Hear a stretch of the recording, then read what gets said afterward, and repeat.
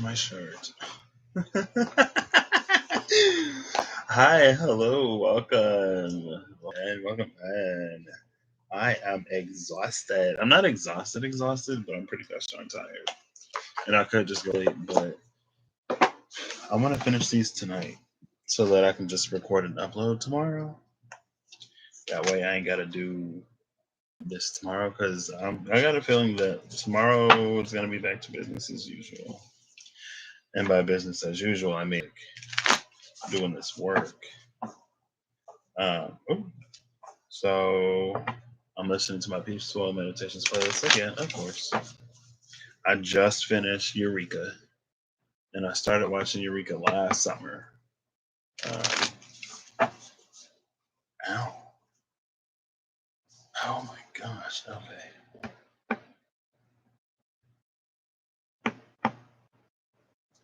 I started watching Eureka last summer, and I was like, I don't want to keep watching this. I am. There's this one character I've talked about it before. There's just this one character who's like super dependable. He's amazing. His name is. He's the sheriff. He saves the day every time. I was like, I want somebody to save me, and I want to like. I don't know. So I put it off. I put off finishing the last season again, and then I just finished it today. There were only 13 episodes in the last season, and I thought that another two people ended up together, but I guess that was not the case. I've only watched it through one time, I believe. It's a fairly old sci-fi show, but it's really good. Excuse me, it's really good. Okay, so I'm gonna start with the Wild Unknown, and this is basically how it worked earlier. I'm gonna do 4 piles. I'm gonna count it out, make sure I have all the cards. Um, I guess I should clarify that at the time I did the reading for Pisces and Aquarius, all of the decks so far were complete. I'm making sure they're complete, but the Pride Tarot was complete at that time. It wasn't until last night that I used them that some cards fell out. I'm gonna get this ready so I can get these timestamps. I'll put them down in the comments instead of in the description box. And hopefully I can do this fairly quickly because I am looking forward to getting some sleep. 1 second. So we'll start with Jupiter. Ooh, these titles sometimes. I don't be knowing what I'm doing. Okay. Oops. So 1, 2, 3, 4, 5, 6, 7, 8, 9, 10, 11, 12, 13, 14, 15, 16, 17, 18, 19, 20. This will be 3 piles of 20, 1 pile of 78, 1 pile of 18 as well for 78. Bottom of the deck is Strength, and the top of the deck is the Hermit. Is this 7 and 8? Strength is 11 in this deck? This is 9 and 11. IX and XI. Strength is 11 in this deck. I forgot that strength was 11 in this deck. You see that? IX, no, XI. Like two sides of the same coin. Huh. So in this deck, Justice is not 11. Justice is number 8 in this deck. So, interesting, right? 3, 4, 5, 6, 7, 8, 9, 10, 11, 12, 13, 14, 15, 16, 17, 18, 19, 20. Daughter of Wands. I've been seeing her quite a bit lately. Bottom of the deck is the Moon. Top of the deck is the Daughter of Wands. The deck, the stack. So this is essentially going to kind of sort of work out as a pick a pile, pick a stack. And I guess if you didn't watch the last one, I'll go through it. So what I'm going to do is I'm separating these out into piles of 20 to make sure I have all my cards. And then I'm going to read what's on the top and the bottom, right? So you can pick a stack, and then within each stack, I'm going to do either 2 or 3 cards, and then within the stack, you'll pick another card, right? And then maybe you'll hear something that resonates for you. Maybe not. 1, 2, 3, 4, 5, 6, 7, 8, 9, 10, 11, 12, 13, 14, 15, 16, 17, 18, 19, 20. Ooh. The Son of Wands on the bottom of the deck. Which is interesting because the Daughter of Wands is right there, which means they were probably together. And then the Ace of Cups up top. That's cool.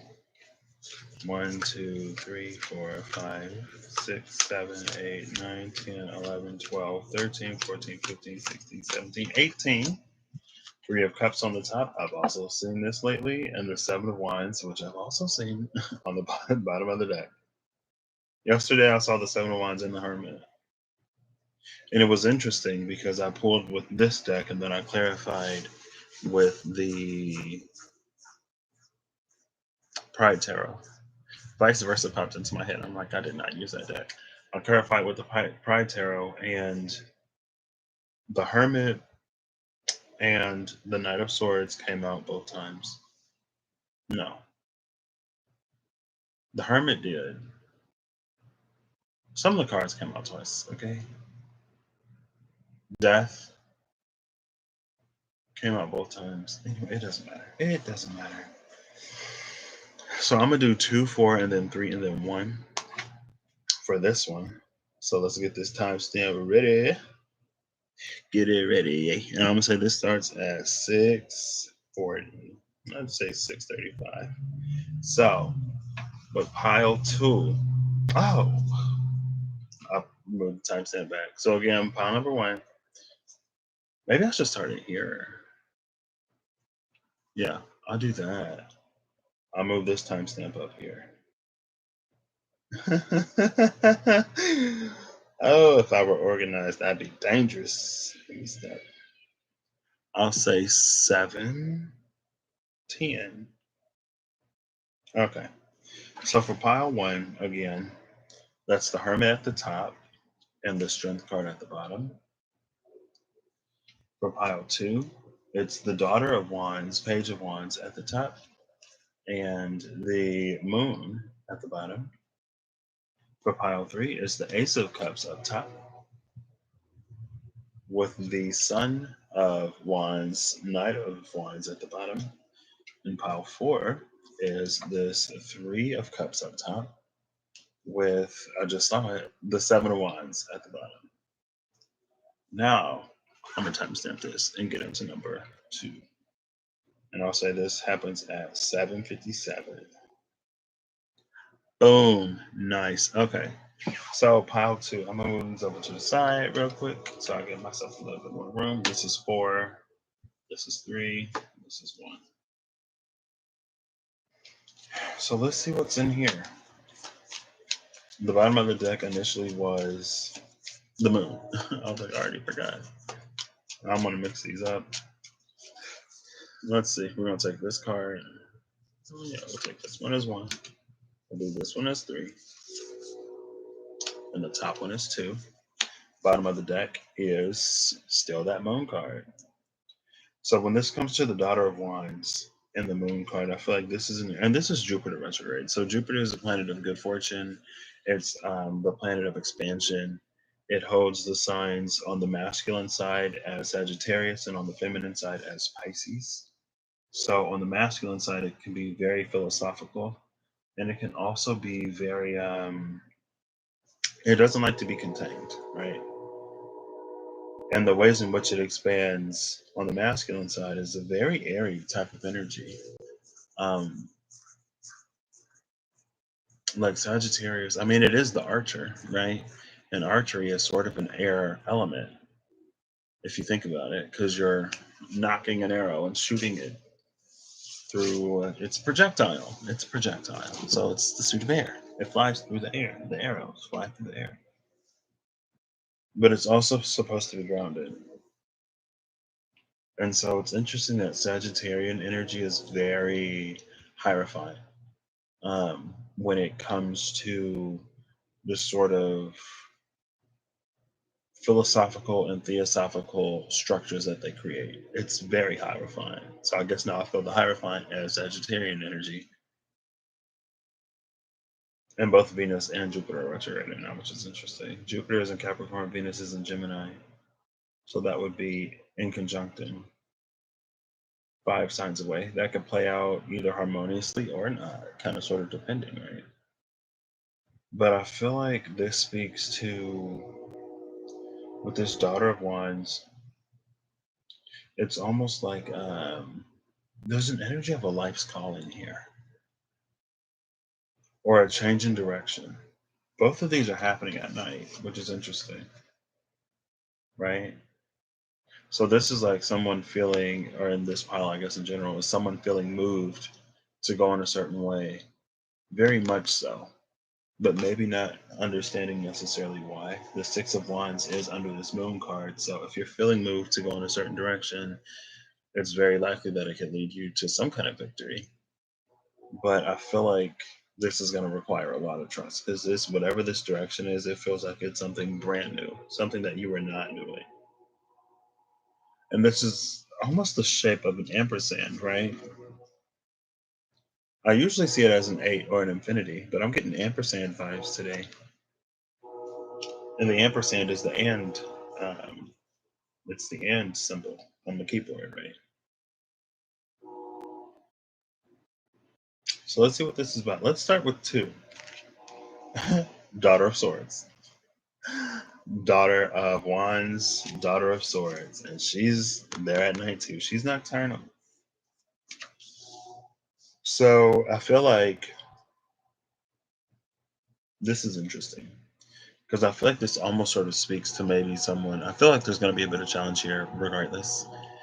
And a lot of the challenge is someone who is like giving yourself permission to pursue something brand new, maybe to pursue something that you've always wanted to pursue that you've always put on the back burner. And this is kind of sort of giving me,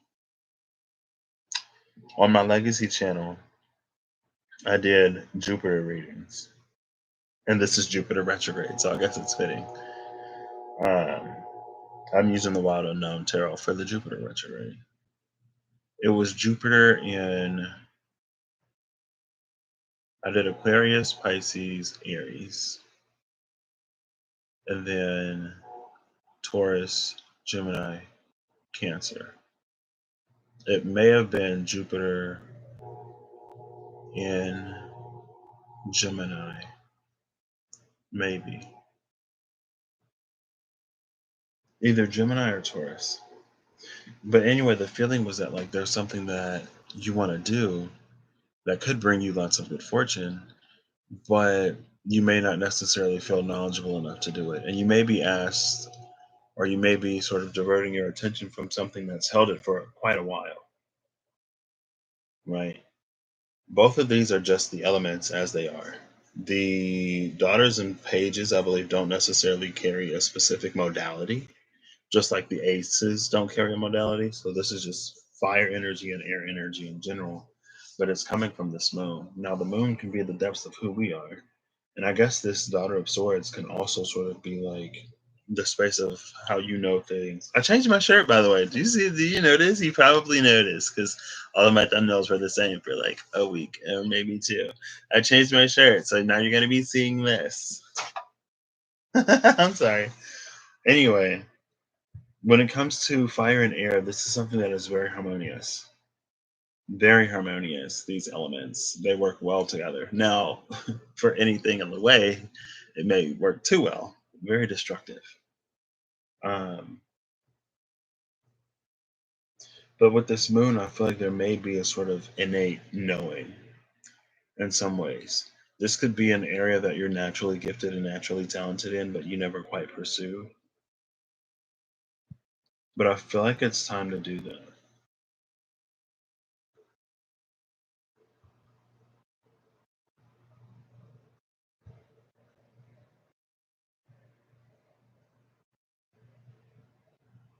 Or maybe it's just time to learn more about it. You may want to learn more before you just dive into it, but there's this and energy here. What is something that is both known and unknown? Something that has been forgotten. Something that has been forgotten is both known and unknown. Now, the good thing sometimes is that you don't necessarily have to relearn from the beginning whatever this is. You just kind of sort of got to remember it. So it's like you're not necessarily starting over from scratch. If this is something that you did a long time ago that you want to pick up now, and you left yourself sort of resources and clues and guides, maybe get back into those. Um, oh, I guess I don't. I mean, I guess it is Jupiter, but this is it. It almost speaks of like a past life talent slash skill slash gift type of energy. And so then it's like it's not necessarily a matter of learning; it's a matter of remembering. And it's almost one of those. I don't know what the term for it would be, like muscle memory. When once you begin to do it, your body remembers the motions. And so it's like as you go through the motions, it's like it brings it all back to memory. And I'm looking at the stars here because all of these cards take place at night, but only this card has stars in it. Ooh, girl. If you identify as a star seed, if you identify as a star seed, this could be related to some functionality you had somewhere, potentially. And I don't know what this would be. I mean, the moon card is here, so this whole thing is like you would know whatever this is. But I would say in this case, trust it, follow it, maybe get a little bit more information. Um,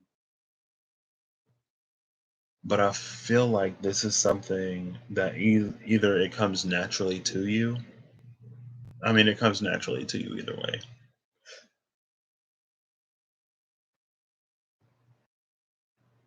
But yeah, this is like there's a natural sort of proficiency here, and maybe you're being called to sort of master it in this lifetime, or bring it back to your memory at least. The third one is the Fool card. Another bird. Birds and snakes are the theme, I guess. The Fool card is all about leaning into it and really just going with it. And I'm getting that because you have this branch here, and then you have the Fool who's perched on that about to jump. And also you have these two trees in this moon card, right?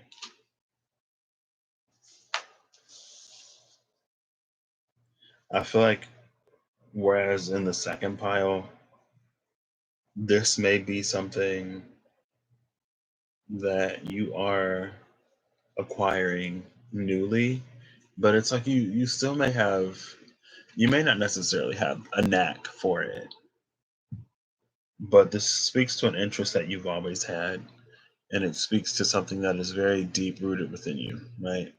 I feel like a lot of times we if you're talking about spiritual gifts, a lot of times we sort of have this past to present thinking where it's like, I did this in my past life and I did that in my past life. And like now I'm going to use it in this life, which is great. It's fantastic.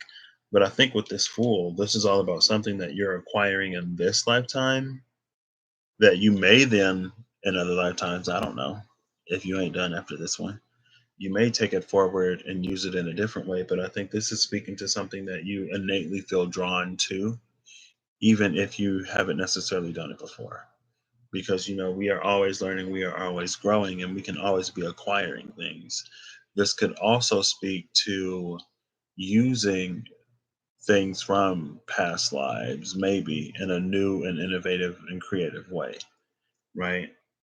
Because, spoiler alert, in the Fool's Knapsack, if it would focus, there you go.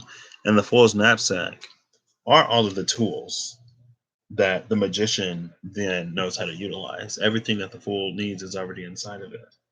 But this may be using it in a completely new way. And this is like a new and dynamic demand or a new and dynamic scenario or situation. is asking you to use and utilize what you already know in a completely brand new way. And this doesn't even have to speak to that. Like this could be something very, very, very like this life centric. Um, but with this fool, this is all about utilizing and using things that you already have exposure to in a completely new way. And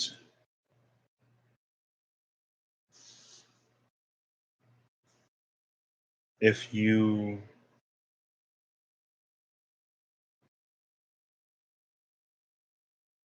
don't know what it is, you'll find out is what's coming to me. But if you're trying to begin, if you're feeling drawn to a new exploit or endeavor, a new endeavor, look at ways that you can utilize what you already have to get you started. I feel like there's a bit of a foundation here. This is a very like transferable skills energy. So you may not have necessarily like um, direct exposure, but I feel like there's a way to adapt things that you already have to get you to the place that you want to be. Now, the first one is the star card. The star. I love how I was like, this is the only one that has stars. And then the star is right here. With the star card, the star is the energy of Aquarius. So, what's in Aquarius right now? Saturn is retrograding in Aquarius. Mars and Pisces. Mars and Neptune are both in Pisces with this moon card. And what's in a fire energy? The South Node is in Sag. I think Aries might be empty. And I think Leo is empty. So that Sagittarius South Node is the only thing that's there. Also, Uranus is in Taurus right now, which is a fixed energy. So Saturn is retrograding away from Uranus. But when it goes direct, it'll be heading back into that square with Uranus. I feel like the Saturn Uranus square is really good for making any type of drastic change. It's like giving you your best shot because Saturn is going to be restricting it. But it's like for Uranus to break the restrictions of Saturn, it has to make sure it does everything by the book. Now, Saturn is pulling away from this square.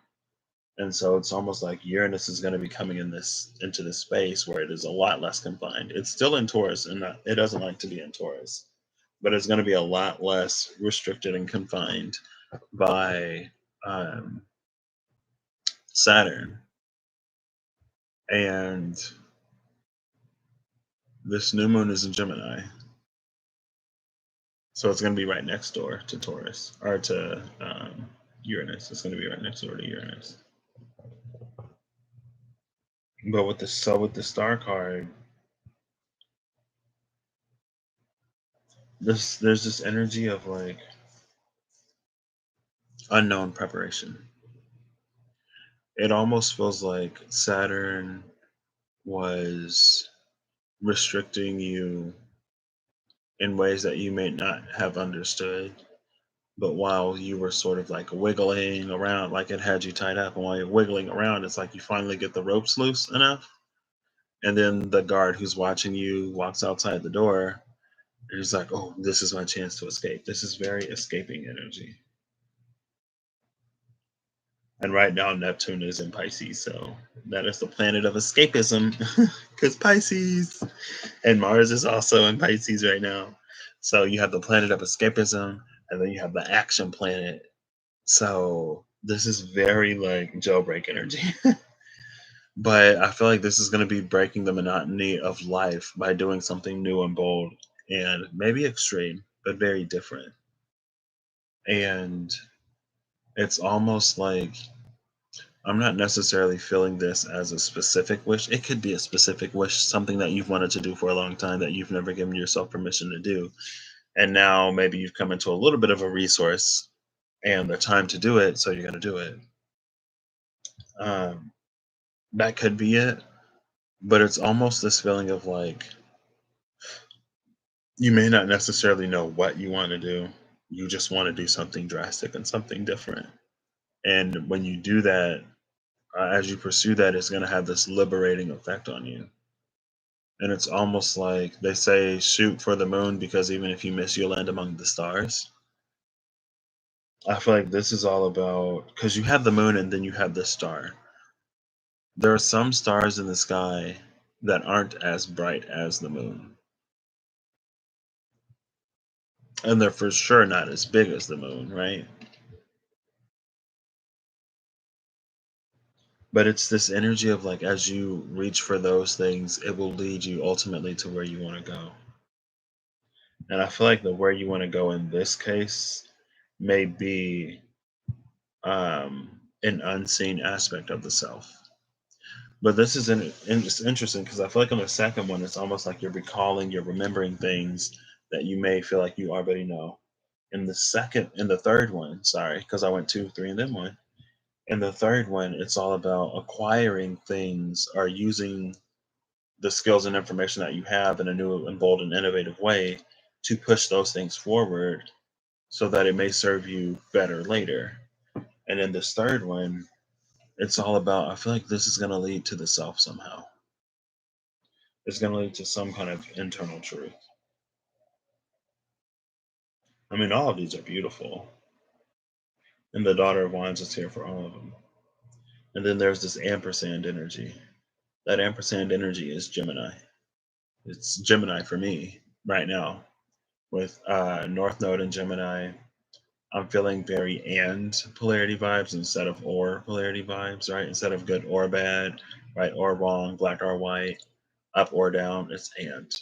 Something is both good and bad because what's good for one may be bad for another. And, when you feel better, the bacteria living inside of you are probably feeling worse, right? It's like both left and right because it's relative. It's like directionality is relative to something else. Relativity was the MC Escher painting that came out before Einstein, Isaac. Whose theory of relativity is that? I should know whose it is, but it's late and I can't remember. But isn't the theory of relativity for everything, for every action, there is an equal and opposite reaction? Hey Siri, what is relativity?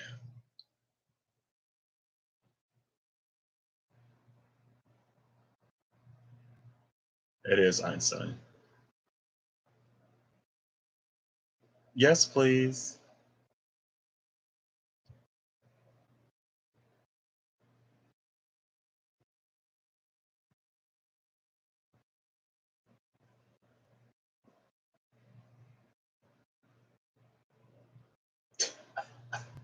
Okay. Girl, that was not helpful. But it is Newton. Or is it Einstein? I literally just forgot that quick. Ooh.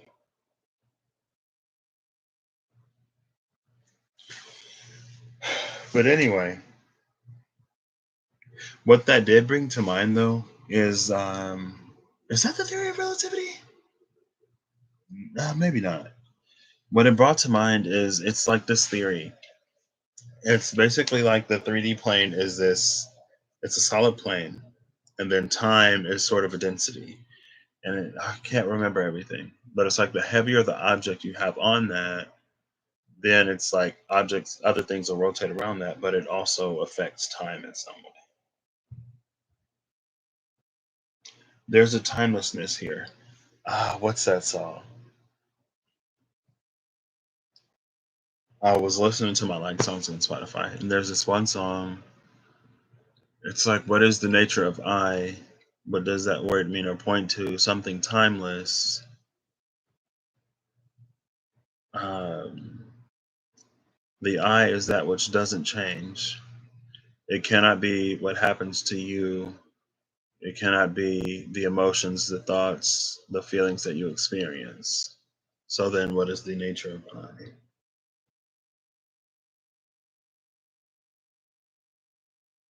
So this is going to be. hmm,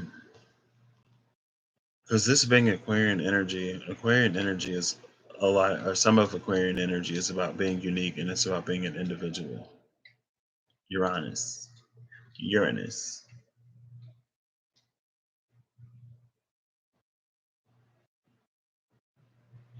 And so it's like there's this something about your desires and your skill set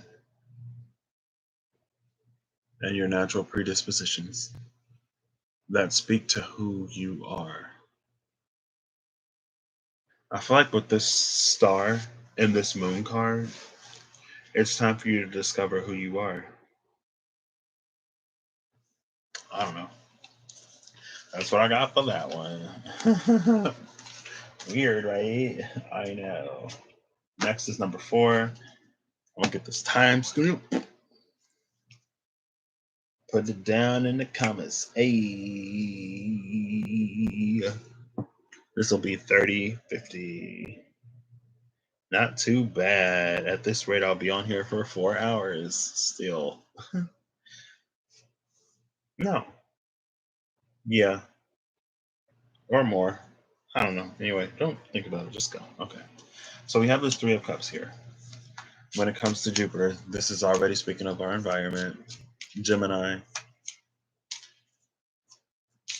Gemini also speaks to um, like your K through 12 education, whereas Sagittarius is more higher education. So the 2 of Wands. Oh, this is a whole bunch. The 2 of Wands, the 7 of Wands, and the 6 of Cups all just came out. I feel like this is off the bat saying it's time for you to choose to stand out, to claim all that is to be given to you. And in this 3 of Cups, you see the one bird who is sort of at a distance from the other two, and then this one cup that's a little bit further than these two. But how that bird is like closest to the sun. This is an area of illumination. Maybe someone's being asked to teach. Okay. And it's like, I don't want to say anyone is qualified to teach like a kindergartner, but it's like, if you've lived a little bit of life, I feel like in an elementary school setting, your advice or experience may be, oh, wow. Oh, this is interesting. It may be, like elementary school teachers still need degrees and still need to be certified to teach and do all kinds of stuff, right? But see, the thing about elementary school is like you're not only teaching, it's also an extremely developmental period of time. The Son of Cups, Daughter of Cups, and the 3 of Wands came out between them. I feel like this is the energy of someone who needs to sort of see themselves as both this page and this night. Someone who needs to be open to all that life would have them feel. Someone open to everything that they experience through the filter of feelings, but who is also willing to move forward with those.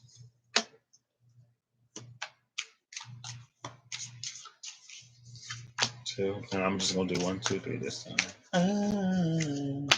Bottom of the deck is this 4 of Cups. So we go from the 3 of Cups to the 4 of Cups. It's interesting because look, we got this sign and then we got this moon. 3 birds and a rat. Mac, want to check and see where your dark moon Lilith is. So with the 3 of Cups and the 4 of Cups, I feel like this definitely speaks to someone who may need to walk away. This is almost the energy of toxicity in maybe your environment, talking about Gemini for whatever reason. This is Cancerian energy straight up. Second and third decan of Cancer. Cancer is all about the home. So it's not the 4th house, but it's close enough. Somebody may need to get out. May be time to relocate. It almost feels like there's this very, very, very defensive energy at the home, and it's like this should be people that you're able to come together with and celebrate, but it's also like they're sort of gossiping about you at the same time. This is very black sheep energy, but It's like in a very enlightened way. This is almost a person. There's this energy of like, oh, like you think you're too good. You think like blah blah blah whatever, and you're just like, no, I'm just trying to improve myself. And so I feel like it's sort of putting you in this black moon Lilith, and the Two of Pentacles is under this. It's almost sort of putting you in this black moon Lilith sort of situation where I feel like the darker sides of who you are starting to come out in retaliation to people trying to keep you in whatever space you're not supposed to be in. I feel like sometimes it's not necessarily for us to grow cold or spiteful in those situations, but sometimes it's just for us to recognize when we have overstayed our welcome. Um, and it may be time to leave the nest, because it's almost like it's better to leave the nest while you can with some of these relationships intact than it is for things to continue to get bad. And if you can't leave right now because a lot of stuff is going on in the world and a lot of stuff was happening in the world before too, um, if you're not in a space to leave right now, then I think this is a call to accept things. Um, you may not be able to share every experience where you are. This holding back may be necessary in order to cause further conflict and further division, right? I said I was going to start with one, so let's start with one. We got the Sign of Cups. You see that dark cup, but if you look right there, there's all the colors. You see all them colors? I've got my eyes on you. This may be someone who's, I don't, I feel like this is someone who is supportive, but who isn't like openly supportive. Like this is a person who comes to you like after everything goes down and they're like, "Oh my gosh, I can't believe they did that." And you're like, "Yeah, I can't believe they did that either. It would have been nice if you would have backed me up, but I guess, that's a little bit too much to ask." And then like, "Oh, I'm just trying not to make any waves." Um, but also I feel like this speaks to this is very like ugly duckling energy. But this is like the ugly duckling if the ugly duckling knew from the beginning that it was a swan. But it was like, I'm gonna play a duckling until I can sprout, until my wings work and I can fly away. Like I know I'm a swan, but right now I just need to blend in. Right now I need to fit in and kind of sort of fly under the radar. And it's better to fly under the radar than it would be to cause a scene and to cause trouble. The Son of Wands is a Piscean energy.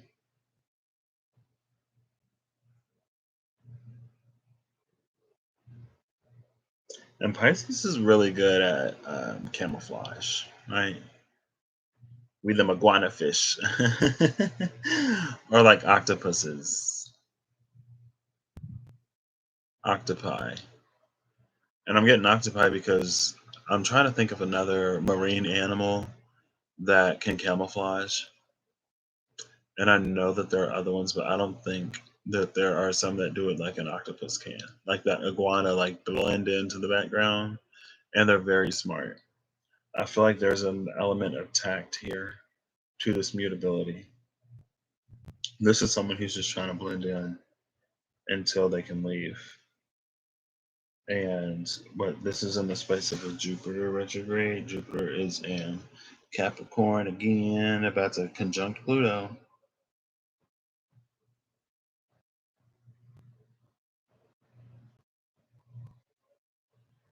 What else is Jupiter about?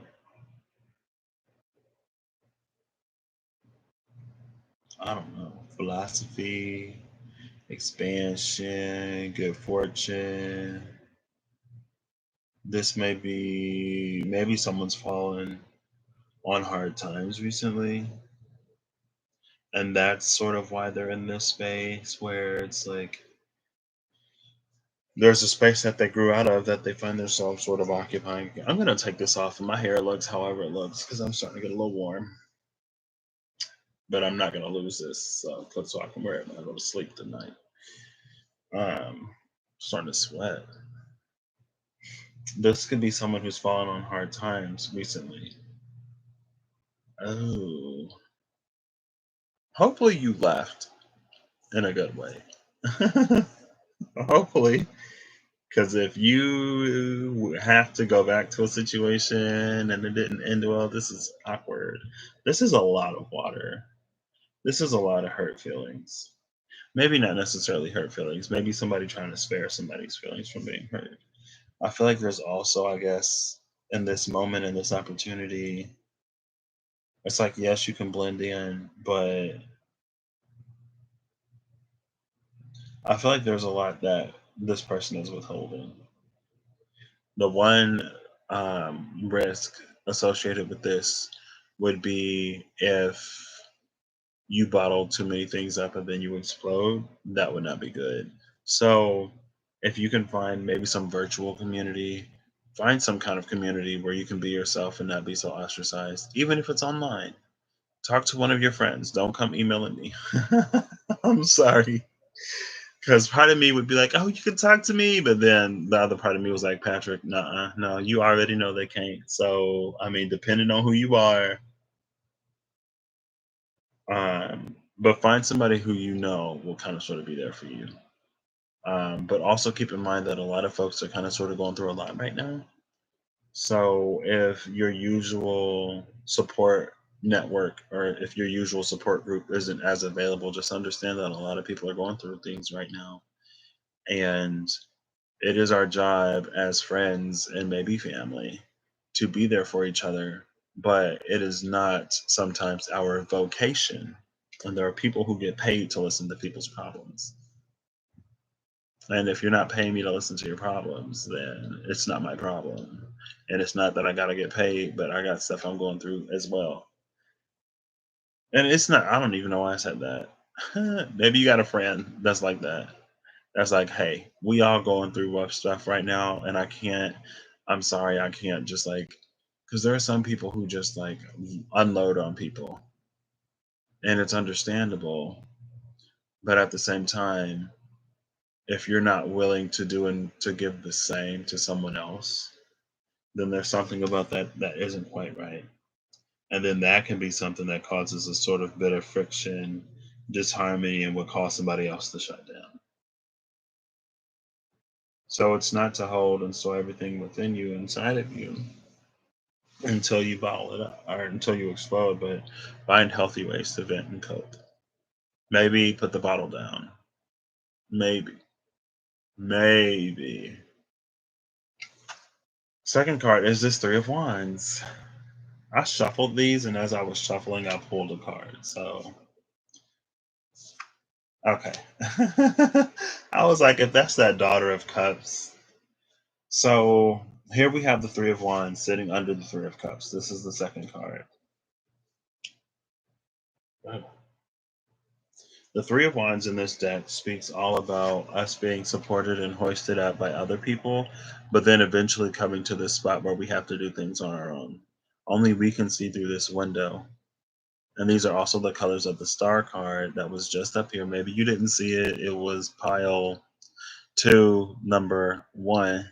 This is pile four, number two. Um, but this is all about you needing to do something on your own. Now, the energy here almost speaks of a dependence on other people. And this Four of Cups is stunted or limited growth because you've always been dependent on someone else. Maybe you always rely on how someone else will feel before you make a decision. Maybe you are overly reliant on not making any waves and ruffling any feathers. This is an Aries energy, though. So it's like, this is second decan of Aries energy. So there is a little bit, through the influence of Leo, there is a little bit of a worry and concern about community and how what you do affects other people and what it would look like. A little bit of a perception thing. But at the same time,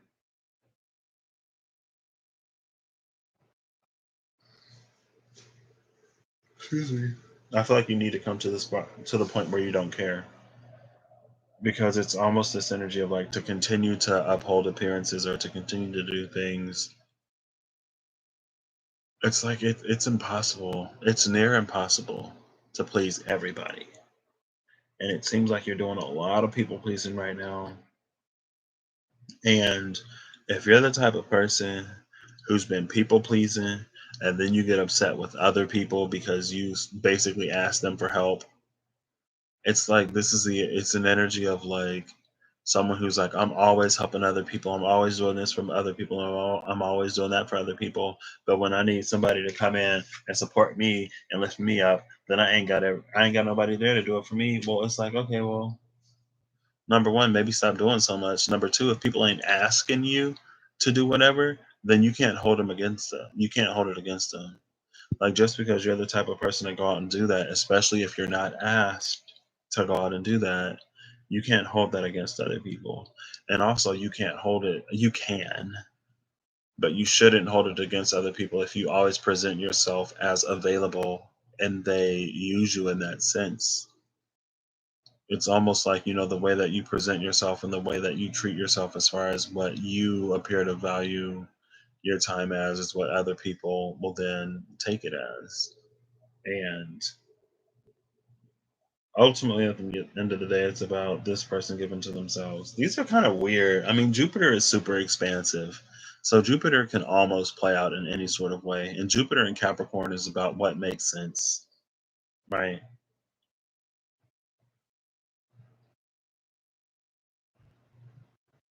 Does it make sense for you to constantly give to people who never give to you?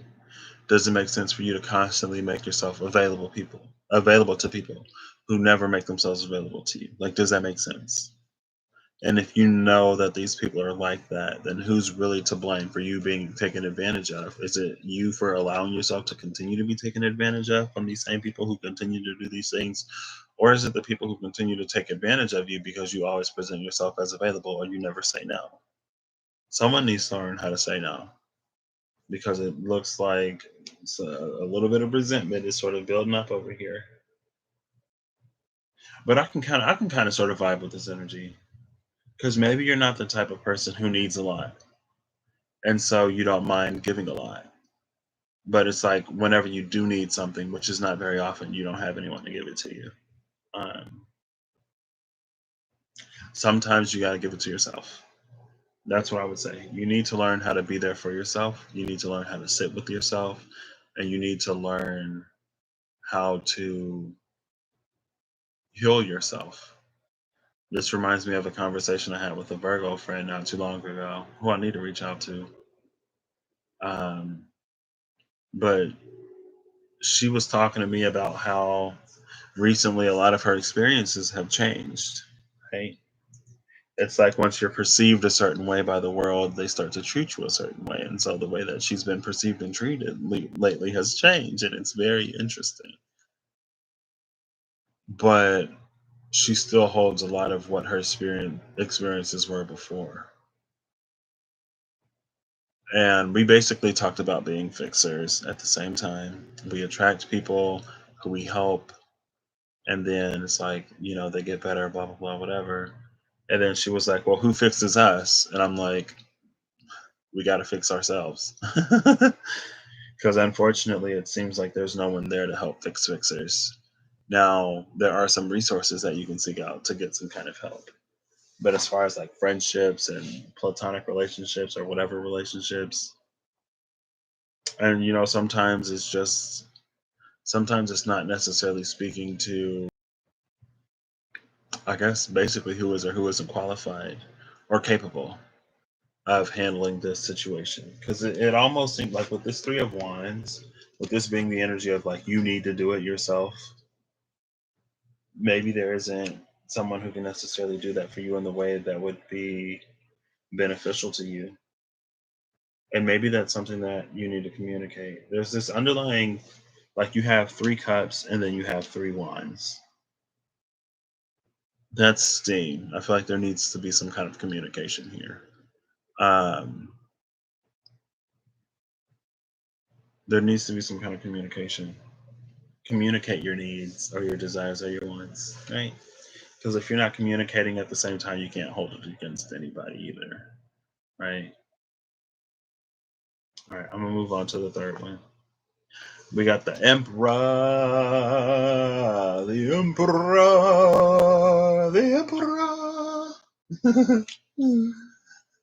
Yes, Your Highness. I don't know what this is. This is somebody relying on you. I feel like this is the energy of someone who is a pillar or a beacon of strength right now. Someone who may be seen as even more stable or even more not suitable. It's there was a word, I think it started with an S. It popped into my mind. It's like if you're looking at suitors, it's like because of whatever stability you're bringing to the table, you're looking really good. And it's almost like all of the birds who are on these branches are now about to start flocking to you because you're just stable in these times that are a little bit uncertain. And so I feel like with this Four of Cups, this is a need for you to establish and erect healthy boundaries. But again, it's not for you to sort of pull away. I think it's for you to be this beacon of strength. So continue to be that. Continue to do that because that's almost the sort of role you play in this community or whatever your community is. That's almost the sort of role you play in it. So, I mean, keep on being strong, but again, set those healthy boundaries. I feel like with a lot of people sort of going through it, there's this, it's an ability for you to be overtaxed. And that's something that you don't want to do. I think you want to continue to do for yourself and you want to continue to give to yourself and you want to just continue to make sure you're in a good spot. I feel like you are rooted very, very firmly, very deeply in the ground, which is nice.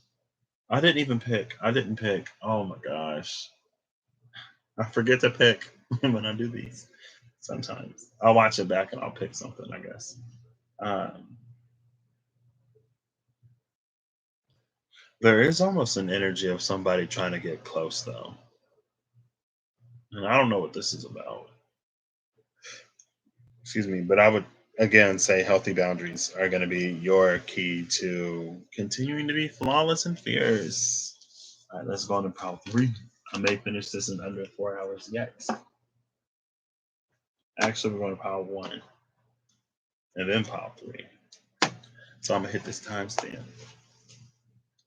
I'm gonna hit this timestamp. Hit this timestamp. I'm gonna say this is 52:40. Where am I? Okay. So this is the Seven of Wands, and this is the Hermit. Huh, I thought it was the Seven of Wands. The Hermit card. Bottom of the deck is the Strength card. This is an internal strength and solidarity. This is maybe someone coming into a realization of what they have to offer because of the situations at present. And I feel like you may be able to see things within you that will make you more marketable. No, that's not the word I wanted. Maybe on job applications, maybe something else. Um, there's this rock type energy, someone who operates well under pressure. Um, oh, we're just gonna do this. Bottom of the deck is this Two of Swords. That I see that as an eclipse sometimes.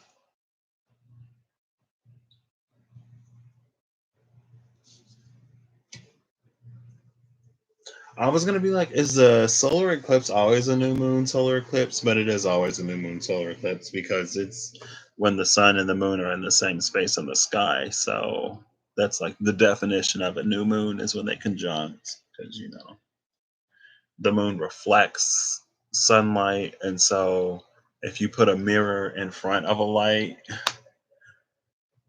it's not gonna reflect the light, right? It's like if I had this right here, and if this was a mirror and it's opposite the camera, then hey, you can see that, right? It would reflect it.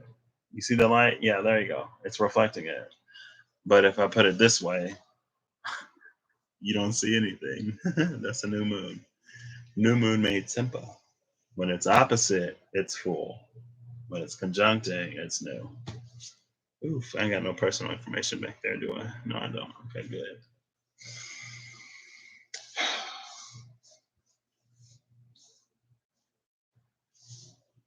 I'm also getting a feeling that this may be getting in tune with the self in a way that leads to greater, more authentic expression.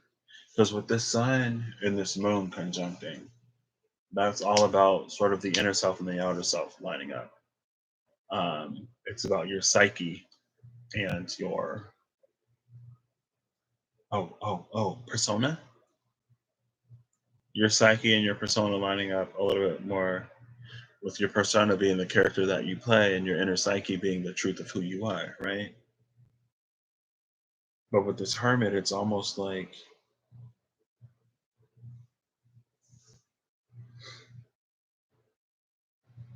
I mean, this is a decision.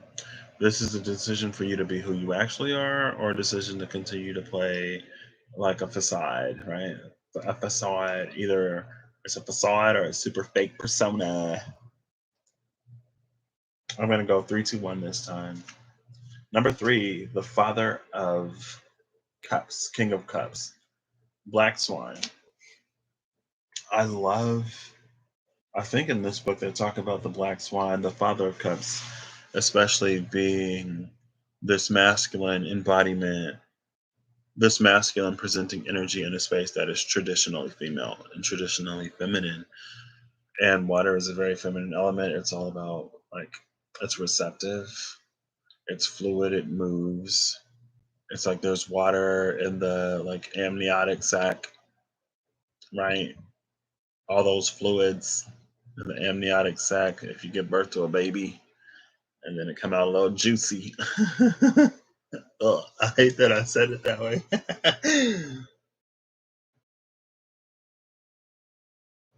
But yeah, I feel like this is all about, this is definitely 100% for sure about being yourself, regardless of what other people say. And with this being in the space of a Jupiter retrograde, I feel like that's where you'll find the most opportunity coming your way. Jupiter can also be opportunities, Wheel of Fortune. There we go. I did talk about it being like good luck and stuff like that. So this is very like sun card energy. And again, this is when your psyche and your persona meet up. When the character that you play is more reflective of the person that you actually are on the inside. And a lot of times that comes after a greater level of self acceptance that this hermit, excuse me, that this hermit has access to through nature of the work that he does. But it's all about embodying that, exuding that, and expressing that in a way that is authentic, because there's something about your authenticity and your way to handle situations and your ability to emotionally connect in arenas that people may not necessarily expect for you to, that is going to benefit you a lot. So retrograding, you should be being yourself, basically. The second card is this Eight of Pentacles, which is Virgo energy. Virgo on top of Virgo energy. This is all about mastering the self. I feel like there's also this energy of resolving inner, it's not conflicts. Excuse me. Oh, I'm starting to yawn a lot. I might actually sleep tonight. That would be great. I am going to sleep tonight. It's going to be amazing. Um, it's not conflicts. It's like a conflict, a conundrum, a complexity. What do they call it? It's like if you have parallel universes, or if you alter something, it's a paradox. There, okay, okay. This is resolving and reconciling the paradoxical nature of man. About how it's like we aren't this or that, we're this and that. We can be both good and bad. We can see both sides of an equation, and it's not necessarily an element of hypocrisy. It's more so like, we are who we are depending on the stipulations in the scenario, depending on the factors present. that will determine how we respond. And this is all about reconciling that. This is about being able to comprehend the fact that just because you're this way sometimes and you're another way some other times doesn't mean that you're not being who you are. And that is what, like, excuse me, that is what this energy is all about. I have one more pile. I was like, is this the last one? That's what this energy is all about. Learning to accept that. And it's like that's going to be your best route to healing whatever it is that you're healing in this hermit mode. Because whereas this Father of Cups is all about sort of accepting the self and being the self, this Eight of Pentacles is about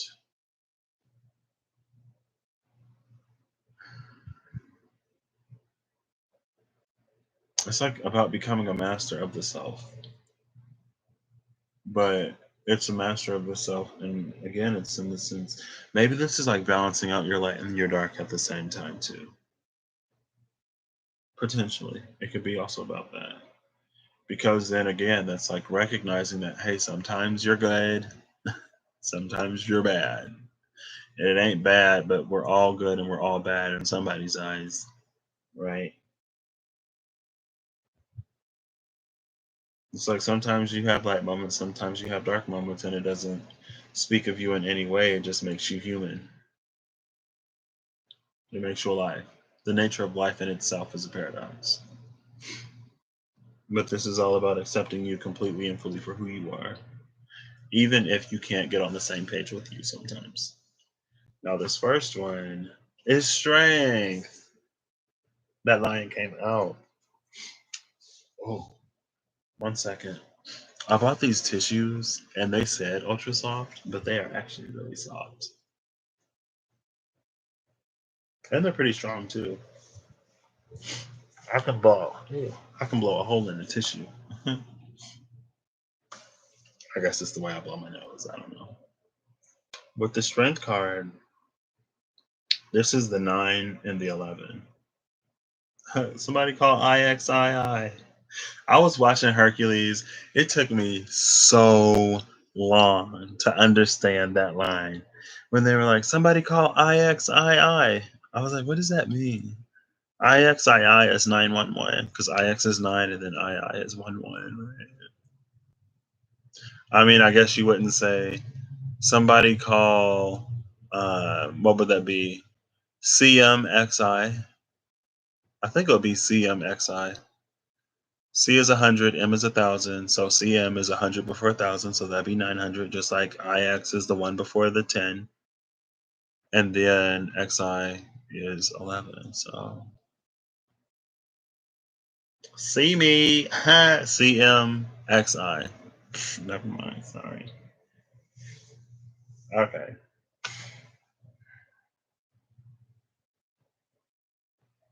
Maybe complexity was the word I was looking for. Resolving inner complexities, but even though paradox was more of the word that I wanted, um, I'm looking at the rose in the mouth of this lion on the strength card. I feel like over here with this Two of Swords, this is about being confidently you, but not necessarily in a way that is combative or confrontational. But it's just like being comfortable in your own skin. Like you don't have to prove anything to anybody. You could. You don't have to make a huge deal or a big scene. You could. You don't have to put somebody in their place and assert yourself and assert your dominance, but you could. But this is just being comfortably yourself.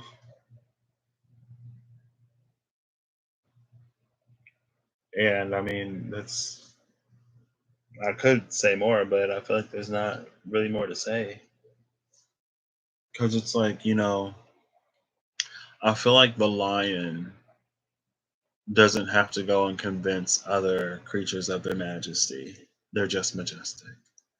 I feel like the lion doesn't have to. constantly proclaim itself as the king of the jungle. It's already known to be that.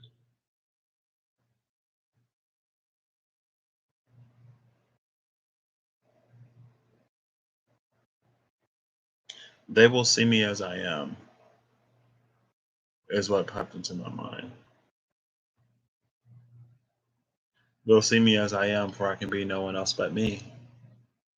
And I wouldn't want to be anyone else either. There's a very self-assured energy here. But it's like I feel like there's a difference between being self-assured and confident. There's a difference between that and being like cocky and arrogant. And a lot of times the difference lies in proving. If you're self-assured and confident in who you are, you don't feel the need to constantly prove yourself to everybody. When you head into the territory of um, egocent- egocentricity, egocentricism, ego. When you get into the space of ego and arrogance, that's the person who's constantly bragging.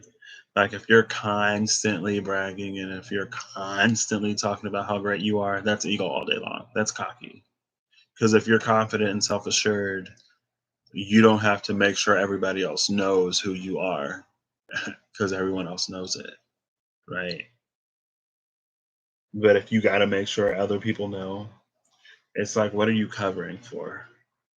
Like, if you were really all of that, it would be obvious. It would be plain to see. And I feel like here in this energy, it's plain to see that you're, and it's like this is someone who is like who embodies themselves fully, but who stay in their own lane, right? Like they ain't got to swerve into your lane talking about how great they are. I don't know why I'm getting stuck on that, but yeah, this is someone who is cooperating very nicely with their ego.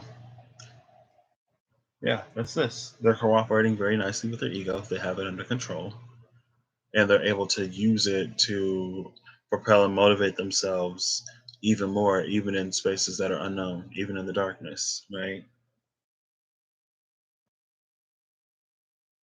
Because it's like the darkness is the realm of the shadow. And so once you are sort of on good terms with your shadow, it will help you navigate through the dark. Just like your light will help you navigate through the light, right? It's the same vibe. I feel like the key for all of these is to be yourself regardless, um, which is interesting. You'll find your best.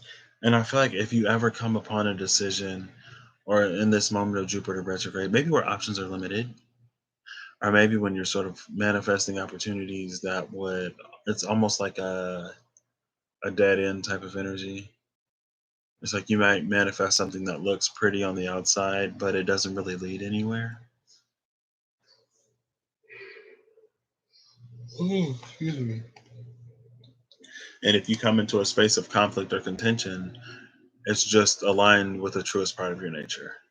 If you come to a space of indecision, align with the truest part of you. And that's the truest part of you outside of like, this is bringing a light to the darkness. So we're not operating in the shadow anymore because look, there's that little light. There's that little light for the darkness. You can leave that shadow behind. And it's like get behind the all parts of you can get behind. And it'll make every decision that you need to make infinitely easy. This is like, but it's not me, but this isn't me, but it's not me, but this isn't what I actually want. Then don't do it. If it's not you, then maybe it ain't for you. And don't try to make something fit that's not like this ain't no I can't remember what their names was, but in Cinderella, like we ain't chopping nobody heel to try to make it fit a shoe that ain't gonna fit. When the shoe is glass and you can clearly see that someone disfigured their foot for it to be put in the shoe, in this see-through shoe. That's glass. That king was like, your foot is like literally bleeding and pulling over. And then she's like, "Yeah, my mom like chopped off a toe so it would fit in the slipper because she really wanted me to be with you." And then he's like, "Well, you let her cut your toe off?" And she was like, "Yeah, because she said it would make me like royalty and it'd make me happy." And this prince is like, I mean, like, I guess I kind of sort of feel bad that you went to these lengths just to get the shoe to fit, but at the same time, the shoe don't fit, so you lost the toe for no reason. Now this last one, oh, 12:35. I just missed 12:34. Oh well. Um, I don't know why I said it like that. This will be 1:10:32, and this will be pile number three. Four, three. It is three. I got it right the first time. It's the last one I'm doing. So this is the Ace of Cups. This is interesting. With the Son of Wands at the bottom of the deck. Now this is what happens where the space of desire meets the space of some kind of emotional fulfillment. I don't know. So again, I guess I should say it every time I do one of these, shouldn't I? There's going to be three different. So this is the third pile, but there's going to be sort of three different flavors. The intention is for there to be three different flavors. If it comes out as one cohesive story, then it's like it's one story. But so far, it's stuck with the intention of three different flavors. I'll do top, middle, and bottom, even though that middle was real close to the bottom. Bottom of the deck is this Eight of Swords. So somebody wants to move in on this Ace of Cups, but this Eight of Swords is keeping them a little bit stuck inside the cocoon. I've been seeing so many butterfly messages lately. Maybe that means that there's a great metamorphosis coming, a great change. The Ace of Cups is a lot of things. The Ace of Cups could be romance. The Ace of Cups could be love. The Ace of Cups could be fulfillment in other areas of life, as like fulfilling a rewarding job, fulfilling a rewarding platonic relationship, fulfilling and rewarding romantic relationship. It could also speak to it's just the element of connection in general, genuine, fulfilling connections with people or with spirit, With this Eight of Swords, though, I feel like there's a little bit of a self worth issue, potentially, here. Um, and it isn't necessarily self worth, as in someone thinks that they'll never be good enough for this. This is self worth in a sense of like someone thinks that they need to be more or do more before they're worthy of this. And so it's like someone is looking at themselves in what they lack instead of looking at themselves and what they already have to offer. And I feel like if you chose this, I feel that if you look at yourself as what you already have to offer, you'll realize that you are enough as is. And the rest you grow into, as this butterfly would. Do butterflies grow after they come out of the cocoon? Like they should, right? They keep getting bigger. How long does a butterfly last? How long does a butterfly last? How long do they live? I know there are some moths that are born, or when they come out of the cocoon, they don't have a mouth, so they die within like days because they can't eat. And I'm like, oh my gosh, you know, would you rather be a caterpillar or a worm or whatever those things are? I don't know. Uh, I think that was the Atlas moth. They get big though.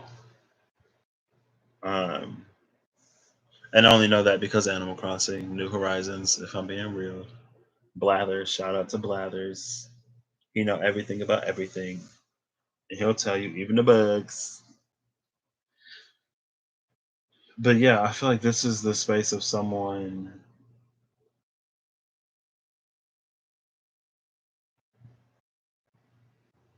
Okay. This is a space of someone thinking that they may not necessarily be good enough, but I feel like this is someone looking at themselves, almost the worst sides of themselves, or the not as great sides of themselves. And so maybe that's why they don't feel worthy of this. But the Ace of Cups, I'm looking at this light that is coming into this cup or that is coming out of this cup. And it's almost giving me like dragon scale vibes. And what do dragons symbolize? They're very wise, they're very powerful. I already said wise, but there's an element of wisdom. There's also an element of abundance to them. They hoard treasure, right? So they're not necessarily sharing of it, which may not be great. Um, and it's interesting that dragons in the East are respected and revered in a way. Dragons in the West are hunted. And it was in the medieval times, right? And it's like how primitive, how barbaric that not barbaric or primitive, but it's just interesting that there are these creatures of great wisdom and great wealth, a wealth in natural senses and a wealth in a sense of knowledge because they're so wise. I keep saying wisdom and they're so wise, but they are. And part of it is because they live for so long. Part of it is it seems like they just have that knowledge. And okay. And it's like on one hand, it's almost like you'd have this group of people who will hunt them because they are maybe intimidated by what that knowledge can do.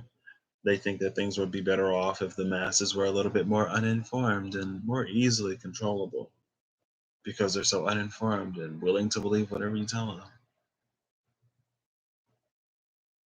And I guess I don't want to go there, but it's interesting to me sometimes that there are people who will call other people like sheep, who it's like the limits of their critical thinking and critical reasoning is blindly following someone else who isn't the person that other everybody else is following. And maybe it's not always blindly following, but that's what it seems like. It seems like you've traded one shepherd for another shepherd who just so happens to say something that doesn't align with the with what your previous shepherd was saying. But like, are you doing the same thing you were already doing? Are you clinging on to other people's information still, or no? But the Ace of Cups, it's like you have your own wellspring to limitless knowledge through the realm of feeling, emotion, and connection. I wonder if chrysalises is or waterproof. Because if they are, ain't no water getting through to this butterfly. And I feel like they should be. Because otherwise, like, the caterpillars would drown or something. I don't know.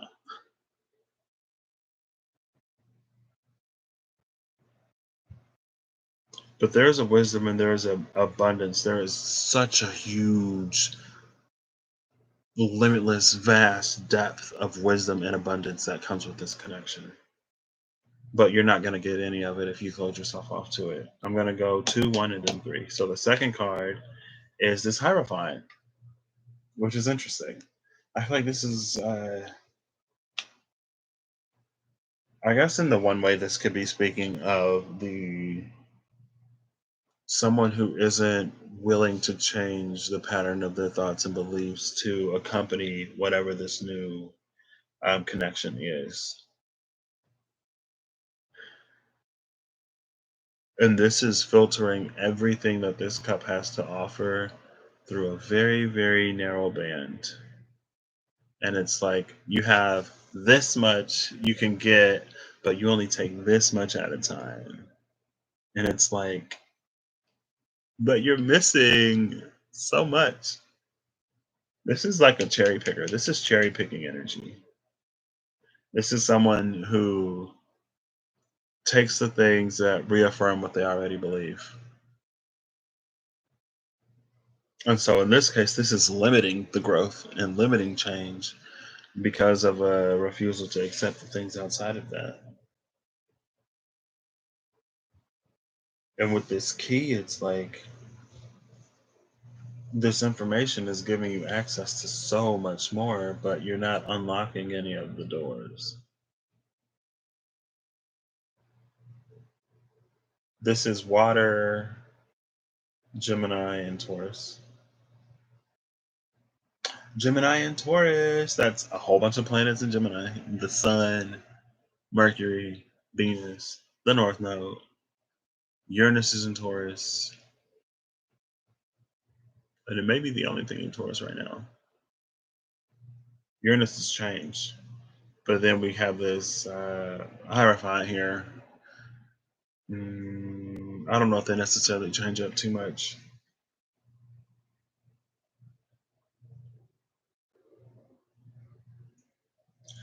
This key, ooh, what this energy could also be, if done right. And this is Jupiter. Jupiter is all about expansion. Even though Jupiter is in retrograde, it's still about what it is. And even though Jupiter is retrograde in fall in Capricorn, because it doesn't like to be in Capricorn, not only is it in the space it doesn't like to be in, but it's also moving backwards. Ooh, Jupiter is like eating their words.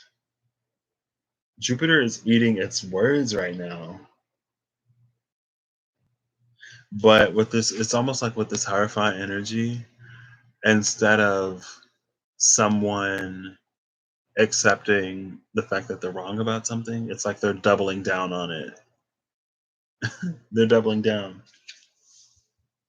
And they know they're wrong, and they know that you know that they're wrong, and they know that you know that they know that they're wrong, which is the most important. They know that you know that they know they're wrong, but they still won't admit it. I'm like, this is an energy of someone who's getting tired of hearing themselves talk because they're getting tired of hearing themselves not able to admit and accept whatever this truth is. But it's like the sooner you admit, the further you'll be. I feel like because this energy has a unique opportunity and a unique ability to channel this down, to pare it all down, to funnel it down into something that can be more understood and built upon. The gift of the Hierophant is being able to spread the word of the is being able to spread the word of the divine to the masses. And it's and like that was like if we go back to medieval days, like when there were so many people who weren't educated because you had the serfs and then you had the hierarchy, right? I can't remember all of them, but I know you had serfs at the bottom. You had the merchants, the merchant class. You had the royals and stuff like that. Even though the serfs and stuff, even though a lot of them couldn't read, the churches taught them the stories anyway. So like, you ain't got to be able to read the Bible. We'll tell you what it says. Now you see where the danger in that lies, though, right? You don't have to be able to read this holy text. We'll tell you what it says. And this is the word of something divine, some irrefutable, immutable, whatever. And you're just expected, not only are you expected to just believe it, you're also expected to believe that I'm telling you what this actually says when you can't see what it is for yourself. Now you can see where this kind of sort of tends to double energy. And I can't remember what I was doing, but I saw the Hierophant and the Devil both came out at the same time. And that's when I was like, oh, these energies are the same. They're like not completely, but they can be the same. Hierophant energy and its shadow can be extremely restrictive and very limiting on what you can and what you can't do. And it can keep you tied and bound in a lot of ways, just like devil energy can. Um, it's like, the devil knows the word of God just as well, if not more, than everybody else. And everybody else like being the angels and stuff like that. That's why he's so good at tempting people sometimes. Even the more holy people, they get tempted too, don't they?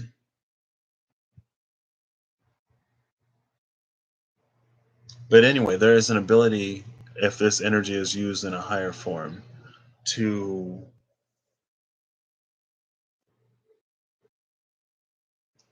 make all of this understandable and to rewrite codes of being that more accurately reflect and depict a higher divine order. And a higher divine order outside, it's almost like, oh, I'm going all the way there, I guess. It's almost this space of like, if people talk about the age of Aquarius, right? So if we look at ages as phases, it's almost like in the age of Pisces that I feel like the age of a lot of people kind of sort of crap on the age of Pisces, but the age of Pisces didn't work out because of the way people are, not because of the way it was structured. Because again, you would think if you tell everybody, hey, love everybody, you would think that if you tell people to love everybody, that they would love everybody and they wouldn't then go and be like, oh, you're not like me, even though what you believe tells you to love me and what I believe tells me to love you. I'm not going to do that. I'm going to say you're wrong and I will fight you to the death defending it. And it's almost just like where did that leap come from? Like I told him to love you and I told you to love him, expecting for you to love each other if you're both listening to whatever you're listening to, but you managed to turn that into whatever you turned it into. That ain't the age of Pisces. That's man being man right there. Cause it's like, I don't know. Anyway, but it's almost like these codes were written for a specific age, were written for a specific phase. And now that we're sort of coming out of that, mm,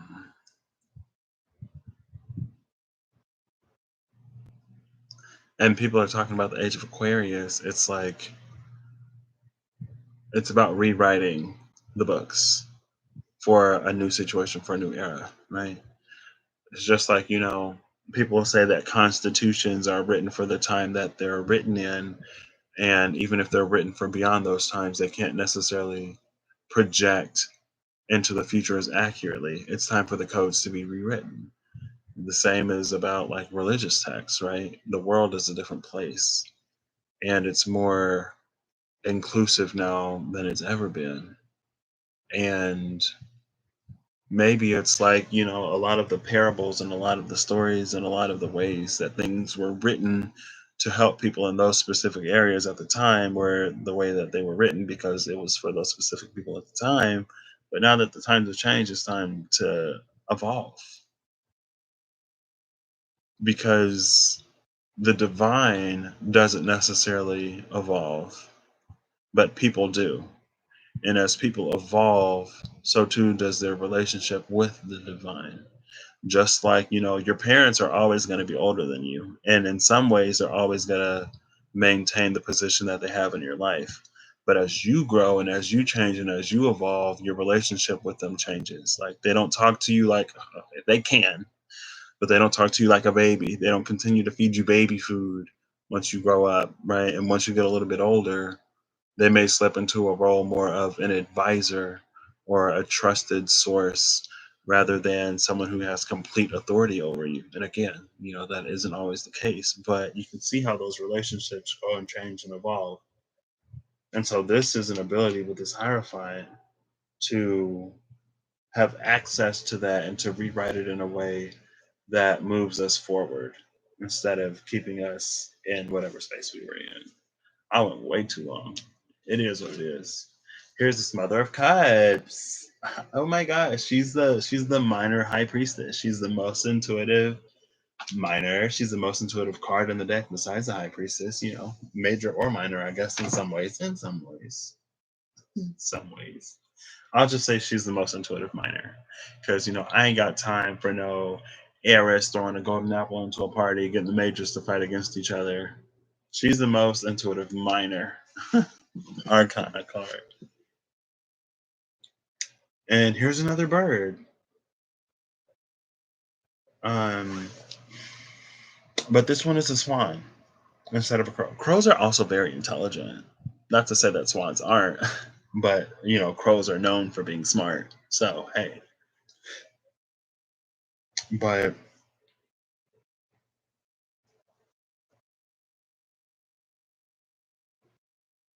with the swan, there are these stars here. Ooh. Yes, Jupiter is bringing all of the star seed stuff out. I never talk. I very, very, very, very, very seldomly talk about stuff like that. Um, but this is a furthering of a working connection. Now, when it comes to the space of the Eight of Swords, I feel like the Mother of Cups is interesting because I don't necessarily too much see her being anything like an oracle, right? I don't necessarily see her being like the Oracle of Delphi or wherever, where people know about her abilities and go and seek her out. I almost see her as a little bit more of a hush hush, like behind the scenes type of thing. And it's not necessarily a Medea vibe, but the story of Medea was low key kind of tragic. Was she from Thrace? I can't remember where she was from, but I think she got like removed from her kingdom or whatever. And I think through her story, she was kind of sort of trying to get home. I think I could be wrong. I mean, she did a whole bunch of magic stuff in between, but ultimately, I think she was just trying to get home, or she wanted to be home. But anyway, there's something about this, something about how that mother cups is with that cup, where she's protecting it, and I feel like that's what the Eight of Swords is here. It's not that this person hasn't blossomed, and it's not that they aren't this butterfly, but I feel like they're perpetrating like they're not this butterfly. And under this card is the Wheel of Fortune, which is interesting. We're seeing it now because I'm showing you this. But the Wheel of Fortune is under here. And look, oh, the High Priestess. Here she is. Here she is. She's under the Wheel of Fortune. So yeah, this Queen of Cups definitely knows that something is up. This Queen of Cups know that this wheel is about to move, and she ain't saying a gosh darn word to nobody. The Queen of Cups, she know her ace is coming in. All right, I mean, you ain't gotta say nothing to nobody. Shoot, all of this is happening in the cover of the dark anyway. The part that people can see, that's the Wheel of Fortune in reverse. Nah, this is upright. But anyway, I was just gonna say that there's another bird up there, and we already have two birds on the table. Now, if the Mother of Swords is right here, that would be crazy. I know she's not. Well, she might be. I don't know. Um, but yeah, with this Mother of Cups, I feel like this is something that she's keeping to herself, and I think that's completely fine. Um, I don't think she too much has to tell everybody. I feel like, but what I do feel with this energy, Siri, girl. Hey Siri, Santa Gaston, where to nobody, the queen of casino, horses coming here all right. I mean, you ain't gotta say that to nobody. To all of this has happened in the car by the dark anyway. The part that people can see, that's the weather. Fortunate reverse. Now leave this up right there. Anyway. Anyway, what? I don't know. Wait. Stop.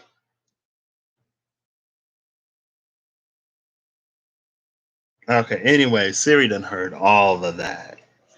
And then the only part that came back was, where is Santa? He's at the North Pole, of course, except when he's at his beach house. Siri, you just be extra nosy. You be extra nosy with these things in. Girl, ain't nobody even say, hey Siri, where does Santa live? It is interesting though.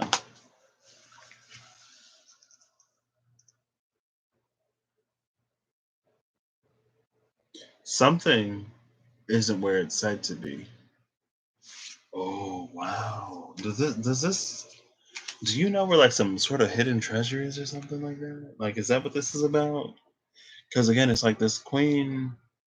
This Queen of Cups sitting in the space of the High Priestess. I was going to say this High Priestess, but Queen of Cups is what I was talking about.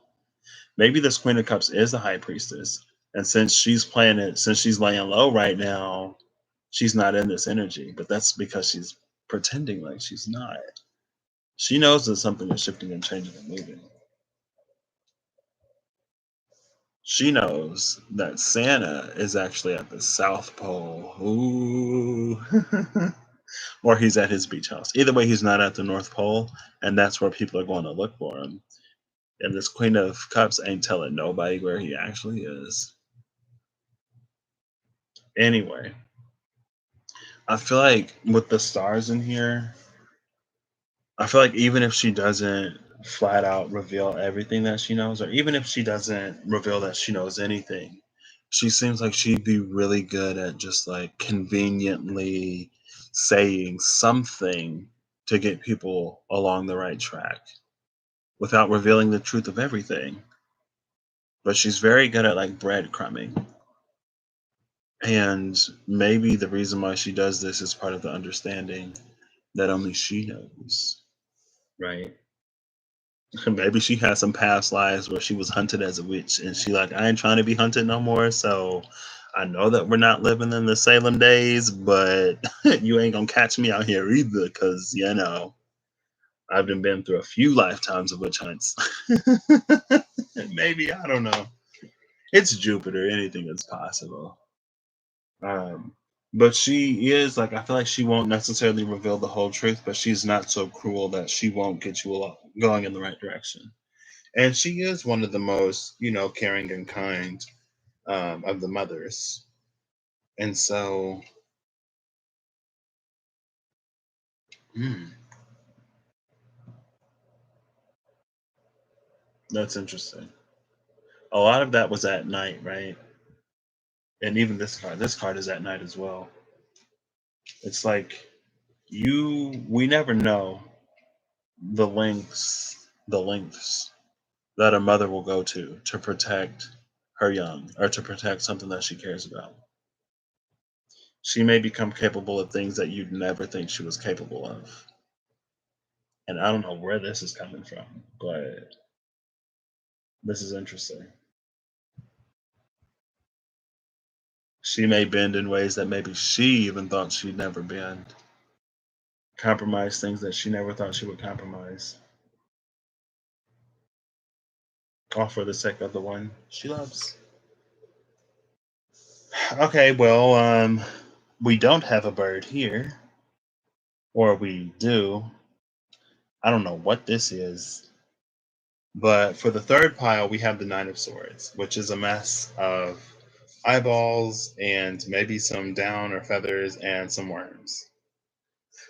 The Nine of Swords is so grotesque in this deck. The Nine of Swords looks worse than the Ten of Swords, in my opinion. But the Nine of Swords is about dark visions. And so, whereas the other two of these are kind of sort of beautiful, this is definitely the energy of somebody who is self sabotaging. This is the energy of like, even if Jupiter retrograde turns that Wheel of Fortune and brings someone everything that they want,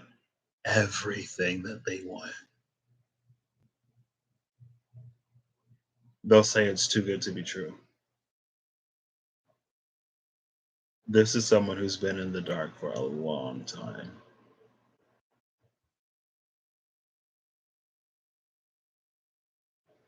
And it's like they're sitting at this space of transformation, but they're refusing to transform.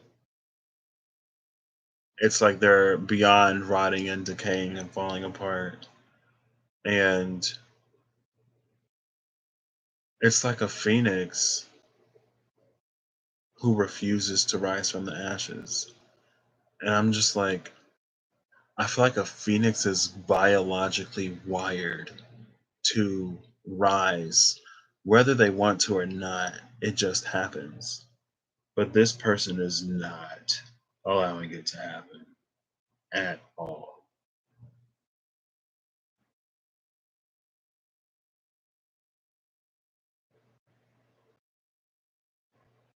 I feel like this is a person who can't let go of past karmic cycles, or not even past karmic. Like they can't let go of past cycles. It's like I've been down that road before, I've been hurt before, I've believed before, and I know how that turned out. It didn't work out last time. I mean, you go from the Eight of Swords into the Nine of Swords when you have this Ace of Cups right here. Um,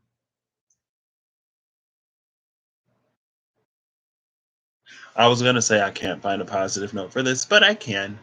On the positive side, because I'd love to do that, even if I don't necessarily think that this has one.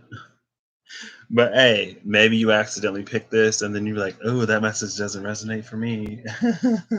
On the positive side, this can be someone who doesn't need to see the results to know that it's coming. With the nine of swords in this deck is she one of the keywords is dark visions, right? And you see the eyeballs on there. It's quite grotesque, really. But this is someone who doesn't need to see because they feel it so intently, so deeply, and they know it. Now, this I will say on the positive side, I've been getting lots of Job energy lately. Job from the Bible, Job, and it's like with these two, it's like even if things don't change on the outside, even if they can't see anything apparent, and its highest light as I can feel this. This is someone who is dedicated to the vision regardless. I don't have to see it to know that it's there. I don't need for my world and my reality to change for me to know that this is coming for me. I know that that wheel of fortune is back there, and I know it because I am that connected. It's like even if my vision is taken, even if I lose everything, I still know it is there. So, I mean, okay, I kind of sort of like that a lot now. Either that or someone who is just completely blind. Um, but I mean, this is the Ace of Cups. I feel like the only time the Ace of Cups is bad is if you don't take it, right? Or at least with this Ace of Cups.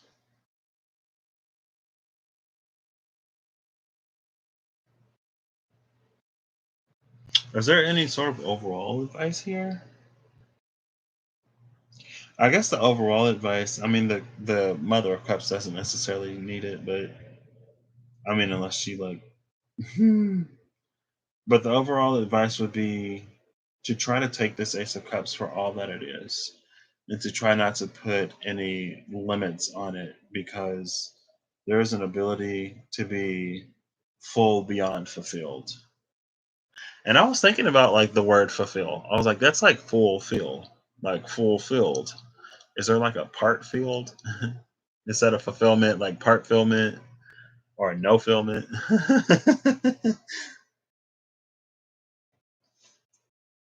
um, but there's an ability to be fulfilled beyond your wildest dreams. But if you're going to limit it by what you think or by what you see, then people won't people won't see it as like a way that they've sort of restricted it themselves, but it's kind of sort of like that's what it is. um like jupiter Jupiter retrograde, especially here, and the Wheel of Fortune did just come out. And this is the last pile for Jupiter. I'm at 143, so I can be potentially under 2 hours, which is nice. Actually, I was thinking about I Chinging every single thing for the SKT. I was thinking about it. I may just do the overall. I think I'll just do the overall because time. What is time? What was I about to say? Something about the Wheel of Fortune. Jupiter retrograde. It's like the Price is Right, where we're giving the wheel another spin, right? It's like we're giving the wheel another spin. We're getting an opportunity to give it one more go.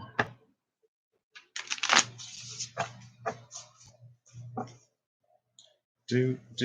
Now there are some people who are like, there are some people who can like, because in the Price is Right, typically you get to spin the wheel twice, right?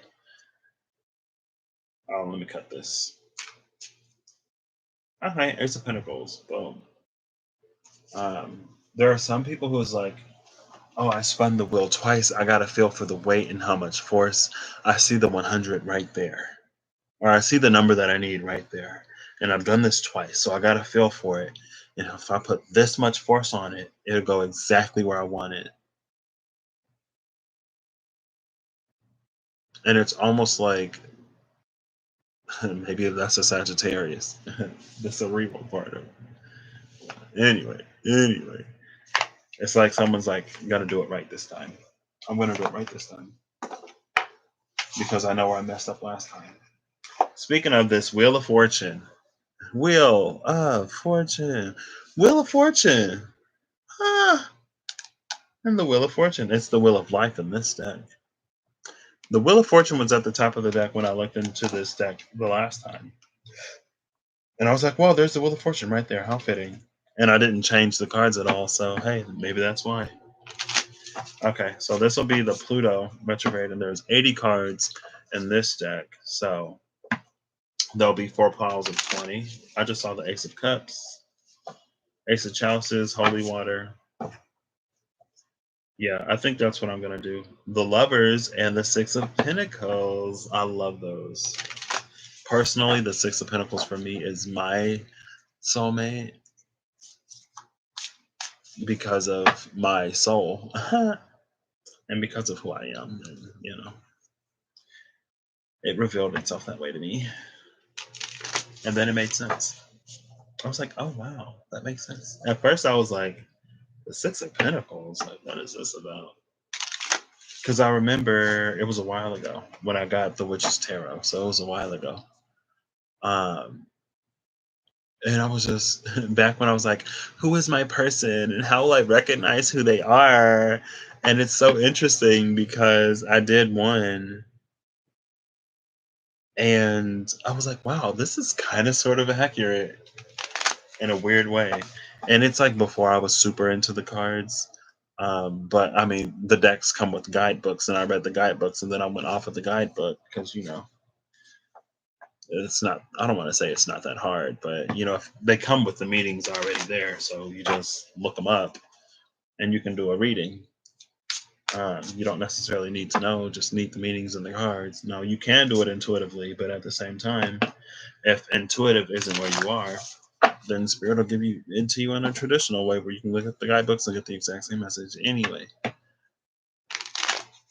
I pulled out the Witch's Tarot and I was like, how am I going to recognize my person? And the Six of Pentacles came out. And at first I was like, what? But then I was like, especially a lot later when I came more into myself or when I returned to myself, um, I understood what it meant for me specifically. And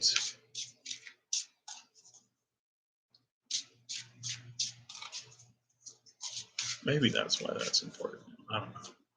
This is actually going to have 81 because I have the title card in one of these and I just remembered. So 1, 2, 3, 4, 5, 6, 7, 8, 9, 10, 11, 12, 13, 14, 15, 16, 17, 18, 19, 20, 21. I'm going to do 21 in this deck in this stack because the title card came out. Bottom of the deck is the Outlaw, number 12, Neptunian energy or water energy. Top of the deck is the Shining Winds, Knight of Swords. This is interesting. The Knight of Swords is about to come cut this outlaw free.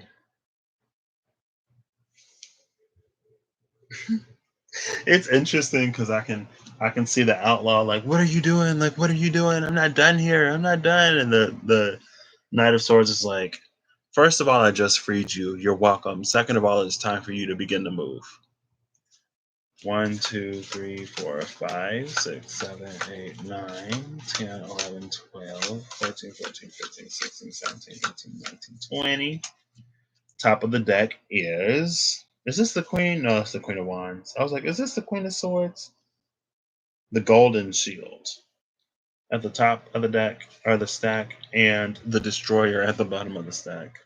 The Golden Shield, Queen of Wands, The Destroyer, 10 of Swords. And there's Kali. I love Kali. Kali and Ganesha are my two from the Hindu pantheon. 1, 2, 3, 4, 5, 6, 7, 8, 9, 10, 11, 12, 13, 14, 15, 16, 17, 18, 19, 20. The Dark Horse, I've been seeing him a lot. Bottom of the deck is the Politic. 3 of Wands at the bottom of the deck, 3 of Scepters, and the 7 of Scepters at the top of the deck. I think I'm actually going to go with this one. I'll go 3-3. Why not? 33. Hey, I think I did 3-3 last time. I'm feeling it. 1, 2, 3, 4, 5, 6, 7, 8, 9, 10, 11, 12, 13, 14, 15, 16, 17, 18, 19, 20. All cards accounted for. And we're ending with the Magician at the top of the deck. Ooh, the Keeper at the bottom of the deck. And the Magician at the top. See? Oh, why did I want to do this one. So in this deck, in the SKT, there are 3 fools. The stereotypical fool is the initiate. The initiate is the beginner of a brand new journey. Okay, so a little bit of history if you didn't know about the tarot. The major arcana is basically the story of the fool's journey through life. It's a journey of awakening, and it's the fool's journey of awakening. You start with the magician, you end with the world. So at the beginning of the journey, that's the initiate. Partway through the journey where the fool has experienced some things but is at a loss of what to do next, where the fool needs a little bit more experience, where the fool needs a little bit more guidance. It's a very scientific energy though. Um, that's the seeker, seeking more information, seeking more knowledge. Now at the end of the fool's journey, we come into the keeper. And the keeper is that fully awakened fool who was ready to begin the journey all over again, but with a lot more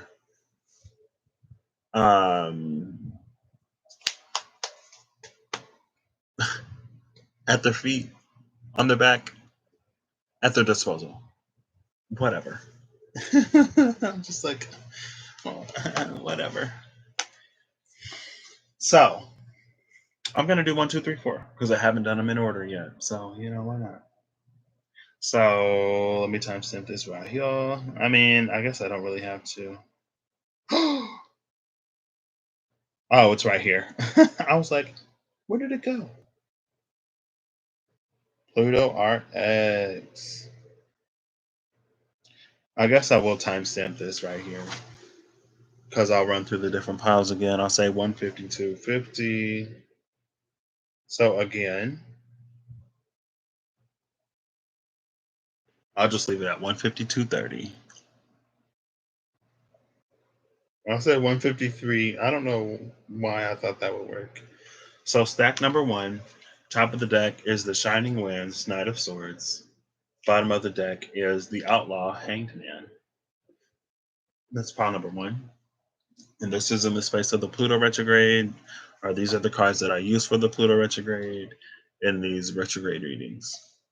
So pile number 2 is the Golden Shield, Queen of Wands at the top of the deck, with the Destroyer, 10 of Swords at the bottom of the deck. Pile number 3 is the Dark Horse, 7 of Scepters at the top of the deck, with the Politic, 3 of Scepters at the bottom of the deck. And then last but not least, of course, we have the Magician at the top of the deck, the Magus. Yep. And then at the bottom of the deck is the Keeper, and that's pile number 4. So I'm going to start with number 1, and then I'm going to work my way back to 4, and I'm going to move these first. I got some stuff on the way. I'm going to start doing uploads again here pretty soon. I don't know why I'm doing everything live nowadays. At first, I ran out of space on my iPad, and I was like, oh, I'll just do stuff live. And then I deleted basically all the videos I had on my iPad. So I have the space now, and I don't need to just keep them. Oh no! I deleted daily upload number 4. I had it on my iPad, and it doesn't have any audio. It doesn't have any audio, and I was gonna watch it back to see why it wouldn't have audio because it's literally the only video I've ever uploaded that doesn't have any audio at all. And I'm like, what was on there? No, I'll never know. Actually, I remember the dice that came out. It was kind of sort of a big deal. But then again, I don't necessarily see it resonating for the collective too much. Not to speak of the collective in any manner, but I don't necessarily imagine it being super whatever. So I'm going to do the I Ching around the card at the top and the bottom of the deck. The card at the top of the deck will be the lower trigram. The card at the bottom of the deck will be the upper trigram. I would do it around all these, but that's too much work. It's too much. It's too much. It's way too much. It's way too much. So I'm gonna say this starts at 155.55. So Empire 1. This is the Knight of Swords, the Shining Winds. The Shining Winds is an emissary. Maybe not an emissary. Not a messenger. But the Shining Winds brings change from the realm of the unseen. And then you see Universal Mercury right there. The glyph for Mercury, or is that sulfur? I think that's Mercury. That's Mercury. Um, Universal Mercury is it's an all-seeing ability. It's a very bird's eye view of the parade. And then this is the only knight that wears a mask. So what do you have to hide? I don't know. This is a whistleblower type of energy. I'm gonna tell you this truth, but you ain't gonna know who I am. But trust that what I say is the truth. And then somebody's about to get their mind blown. Well, Pluto's been retrograde the longest, so that started a minute ago. Okay, I'm gonna close my eyes because I don't want to influence what card comes out. I'll take this one. Oh, 2 cards. Oh goodness, no! Not in this deck, please. I'll be here forever. Okay, bottom of the deck now is the Erudite, the Hermit. Interesting. So we have this Knight of Swords and we have the Hermit. Oh wow! The person that revealed this truth. This is interesting. This is an episode of Eureka. Somebody is coming in to tell you the truth, and someone has a vision of whatever the situation is that far exceeds what you'd expect for anyone to be able to have. Because it's so I didn't pick. Oh yeah, I did pick. I picked. I picked. Um but the vision that this person has is so outside the box, so big picture that you're almost like, who are you? Like, what is this? And the person is wearing a mask and you can't tell, right? And then let's say you get this advice from this sage person who changes the direction of your life. Someone who speaks to you in a way that they know you maybe even more than you know yourself. And they know your situation beyond what you've told anybody. And the advice that they give you is so tailored to you and this situation and you in this situation. And it's said in a way that makes perfect sense to you. And it lays everything, it's like it clears you. There's so much clarity in whatever this is. But there's also truth in it, like a deep truth. And then let's say that you live your life, you go through this situation, blah blah blah, whatever. And now let's say for whatever reason, I'm not gonna go through this whole long drawn out thing because I'm not trying to make this any longer than it is. But ultimately, the person behind the mask is you. You're giving yourself this information. This erudite is you. It's you, and that's why it's so perfectly fit. Now, you don't need a time machine to get this level of insight. All you need to do is be in touch and tune with yourself. To be in touch and tune with the highest part of yourself. Because the highest, truest, purest part of you is connected to that world of spirit, has that vision, right? And they also know you. And it's not to say that other people or other entities connected to the realm of spirits don't know you, but you have an intimate knowing of you, and the truest part of you has like intimate beyond intimate knowing of who you are and how you are. And yeah, that's what it's revealing something. I mean, I guess this is the power of Pluto, so I shouldn't be too. I'm gonna undo this button. I'm getting warm. I'm sorry. Pluto should not be underestimated. This is definitely some Pluto level. Like, what type of mirror magic is this? I'm gonna do the I Ching around this really quick, and then should I do the I Ching last? No, I'll do it first. So I'm gonna do the I Ching. I'm gonna read it for you, and then there we go. Excuse me. And then I'll proceed. This isn't taking as long as I thought it would. I mean, it is, but it isn't. It's already 1:30. So the erudite is the upper trigram, and the Knight of Swords is the lower trigram. This is heaven over the mountain. I love that. This is number 33 retreat. I've gotten this so many times. Not like all the time, but I've gotten retreat before. Master number 33 is interesting though.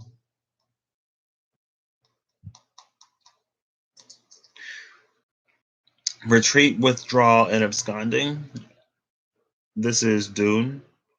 Hostile forces are advancing upon you, and the confrontation will not serve your interest. It is better to retreat for now, but do not mistake the act of retreat with fleeing. Do not abandon the endeavor. Retreat, but plan your counterattack. Show your strength by bringing your opponent to a standstill. By retreating now, your opponent will come to a position of rest. When your opponent is in that position of rest, you can then descend down and attack. Oof. So ultimately, honestly, at the end of the day, this sounds like a knowing and a knowledge and an awareness of when a situation does not deserve your attention. Pluto is not the planet I would mess with. I would rather mess with Uranus and Saturn before I mess with Pluto because Pluto is the planet of transformation. Saturn may give you a hard lesson. Uranus may rock you around a little bit, but Pluto. And I feel like this almost speaks to situations that may call you outside of yourself. So if you have been extra irritable lately, if you've been extra, if you found it difficult to be more centered, more grounded, more focused, more rooted in who you are lately, now may not be the time to get into any kind of sort of confrontation or tiff with somebody because you don't want to end up saying something that puts you in a situation where you're worse off. And you also don't want to end up acting outside of alignment with who you are, outside of your true character. Because they say that in times of crisis, we see the true natures of people. And it's kind of sort of true. But also in times of crisis, it's like, yes, on one level, we do see the true nature of people and of a person. But, we're not always who we are when we're under pressure. And we're not always who we are when we're at our breaking point, especially if we've been kept at or near our breaking point for a prolonged period of time. I feel like this is saying that you need to go hermit mode, maybe isolate, maybe pull back a little bit, focus on yourself, and do something that really puts you in that mood that takes you away from everything. Be really intentional about that. I guess I'll start with these first two cards. Oh, okay. I'm not going to pull an additional message. Yes, I will. Oh, goodness. It'll be this card. I didn't look at it. So the pages in this deck are strongholds, and they come bearing messages. So the pages in this deck are almost exclusively, with the way this deck is coded, you can use this deck however you want, but with the way this deck is coded, the pages are almost exclusively messengers. You have this messenger from the formed lands, from something physical. And then we have strength here. We have strength here. If this is somebody that you live with, that maybe y'all spending a little bit too much time together, control yourself. Because I'm not gonna go there. I'm just gonna say control yourself. Oh, well, I don't know what this is. So the card that I pulled is the title card,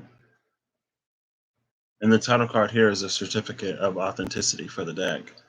But so in some of my decks, in every single deck that comes with a blank card or with the card that has the title of the deck or whatever on it, I put it in the deck with the cards and I shuffle it up with everything else, and I leave it in there as a sort of like a mind your business.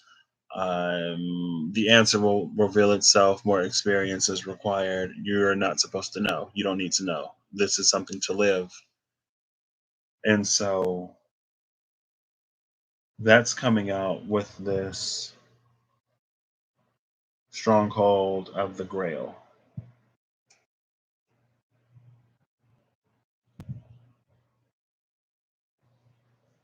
So I don't know what this situation is, and I don't know how it's going to play out. And I'm not going to try to dig too far into it. But I will say to continue to show yourself friendly and continue to act in a way that would make you proud of yourself. It isn't about what other people think or what somebody on the outside would deem as appropriate in the situation or not. This is all about you and how you view yourself and how you'll want to think back and look back on you. And I don't know what that is related to, but with that being the suit of Earth, it's like it has the ability to affect your experience on this planet. And I feel like this message has kind of sort of been coming out a lot too. It's that you want to act in a way that is in alignment with you. You want to act in as much of your authenticity as you can, because you never know when you being you will get you the opportunity to do what you want to do. Now, the warning here is that things may be sort of under enough pressure, you may be under enough stress where it may be a little bit, it may be really easy for you to act out in your shadow. But with the strength card, it's going to be important for you to not it's going to be important for you to not do that, because Pluto rules wealth, right? I've talked about it before. But Pluto and Hades rule wealth because all of the precious minerals, all the precious gems and ores come from under the ground. Like we mine up gold, we mine up diamonds, we mine up everything. Oil comes from the ground, right? A lot of stuff that has a lot of worth comes from the ground. And Pluto rules everything below the ground, including the underworld. So, hey, it falls in his domain.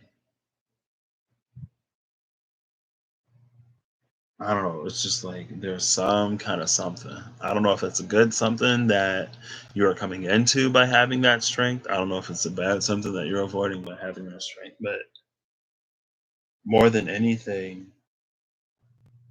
regardless of what's coming or regardless of what happens. What you're supposed to be learning is how to be you under pressure.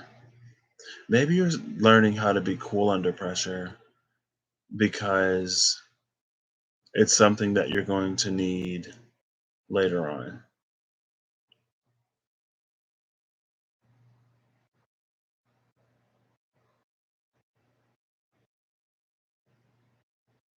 Uh,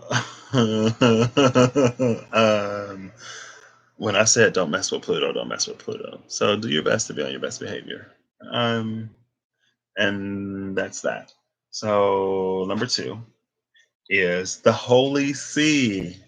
This is Hierophant energy. Hierophant energy sitting in the space of number two again. Last time it was with the Ace of Cups. Now it's coming with this truth.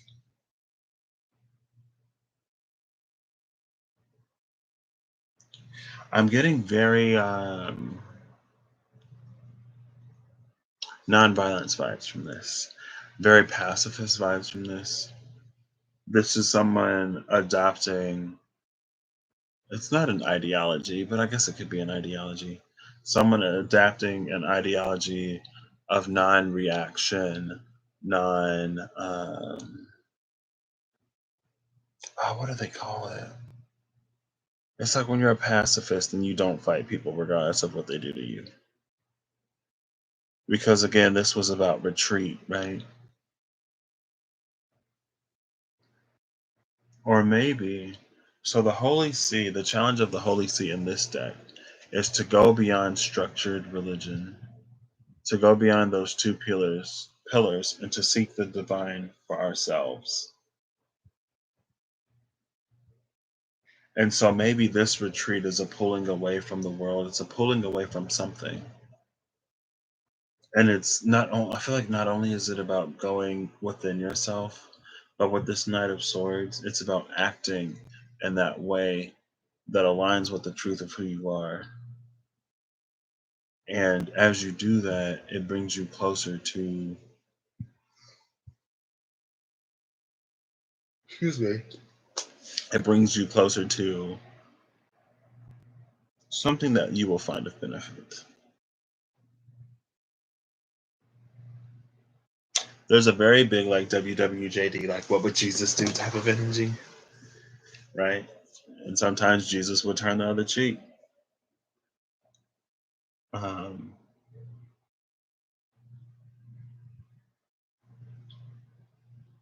the elephants here are reminiscent of Lord Ganesha, and I just gave him a shout out. Ganesha and Kali are my two in the Hindu pantheon. Love both of them. Ganesha kind of sort of just happened. I've always had an appreciation for Kali. Um, so this also speaks to blockages and overcoming them.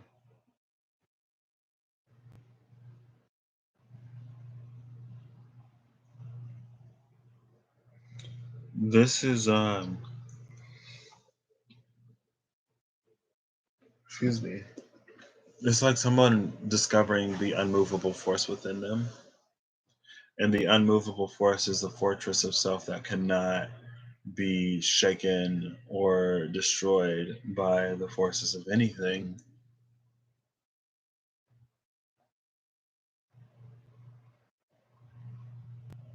This is mobile fortress energy at the same time.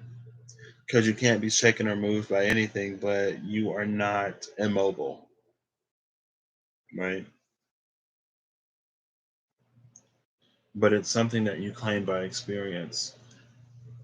This is something to be claimed by experience. Maybe experiencing, I want to say, experiencing the divine in a more authentic and pure and connected way.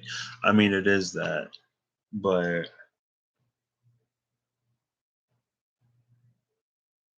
experiencing the divine through the filter and through the limit of self. The limit of self? Through the limit of self. Because again, it's like, once we connect to the true nature of who we are, the nature like that runs parallel to divine energy. But the divine energy that runs parallel to is the divine as expressed through us, right?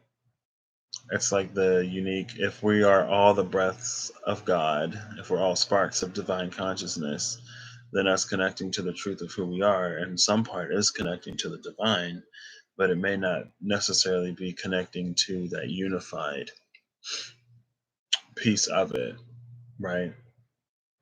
And so my thing with the Knight of Swords is like the Knight of Swords moves with a truth, even though it may not be the truth.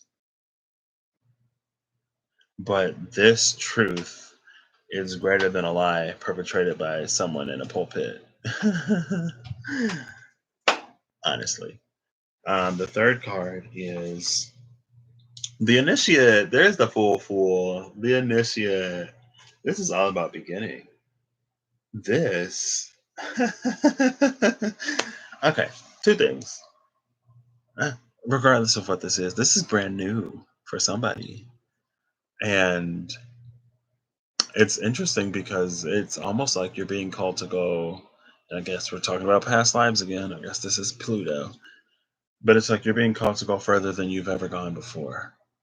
This may be the most advanced you've ever been. Um, and so there's almost this need to kind of sort of take it slow and to get acclimated. It's not to be so slow that you get stuck, and it's not to take it slow in the sense of like you being worried that you'll make a mistake or mess up. But it's like, if this is new to you, you may want to like slow down a little bit. I'm actually gonna take these out. I'm not all meditation music down, but excuse me. It's time to wind down. So I'll be going to sleep after this. Uh, but yeah, it's like something about this is brand new to you. You have everything that you need inside of you with this Orphic egg. You have everything that you need inside of you. You have this familiar there who is there to assist you along the journey. You may be diving deeper into yourself than you've ever dived, dove. You may be diving deeper than you ever dove before into the self.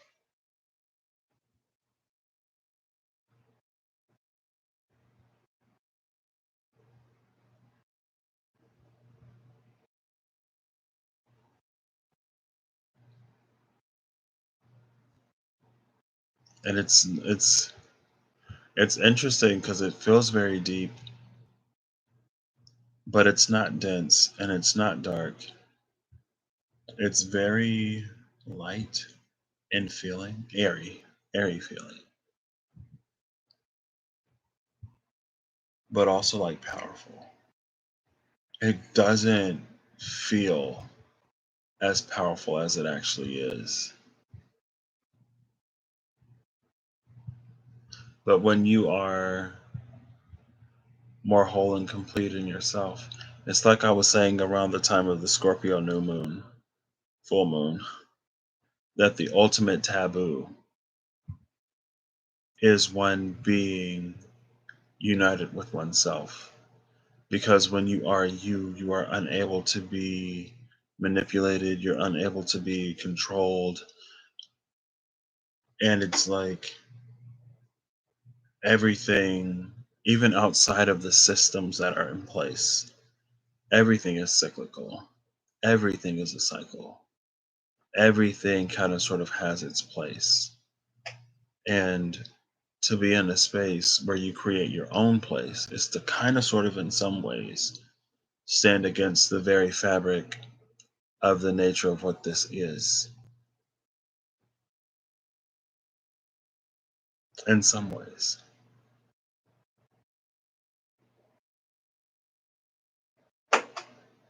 And the first step after the fool is the magician. So I guess I would say um, to be aware of your intentions. and to just try to have the purest of intentions. Because again, don't want to mess with Pluto. Don't want to wish ill on anybody else because then it may blow up in your face, right? But yeah, these are deep. I don't know. Goodness. I don't know if I can go necessarily too much further into any of these. These just gonna be what they are. Um,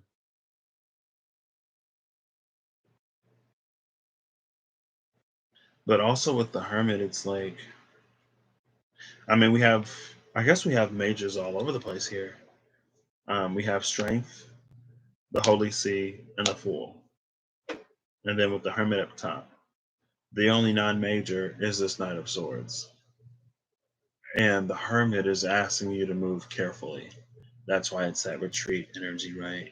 You don't want to be hasty. Um, Pluto, being the planet of transformation, has a sort of weight behind it. And so it's like, you don't want to be hasty. Everything that you do has an ability to hit a little bit harder. We're packing a lot of power behind the punches right now. And you don't want to be in one of those situations where you're like, oh, I guess I didn't know my own strength. Because disaster may strike. It probably won't, but it might. It's possible. Okay, now we're going to move over to pile number two. I'm going to say this is 221 something or another. 221, 221, 221.30. Oops, 221.30. Close enough. 221.30. She done did them dirty. 3 inches? What? No, this is 221.30. Oh, now my timestamp is off. Oh well. It is what it is. Power and the authority of fire. The golden shield. This is interesting. So the queens in this deck are shields, the knights are the shining ones, the pages are strongholds, and the kings are archangels. And so the nine of wands, nine of scepters, the melees, and then here's the queen of scepters. So the ten of wands is all about being overburdened. The ten of wands a lot of times is being taxed by other people in some way, in whatever way that is. But it's being, a lot of times it's being affected by other people in some way that isn't necessarily like putting a sword in your back, but it's not making your journey any easier either. I feel like this Queen of Wands is an energy here that is encouraging you to keep fighting for whatever it is that you desire. Pluto also speaks to desire, like deep desires. I mean, it is sex and transformation. It's scorpionic energy. I know Scorpios.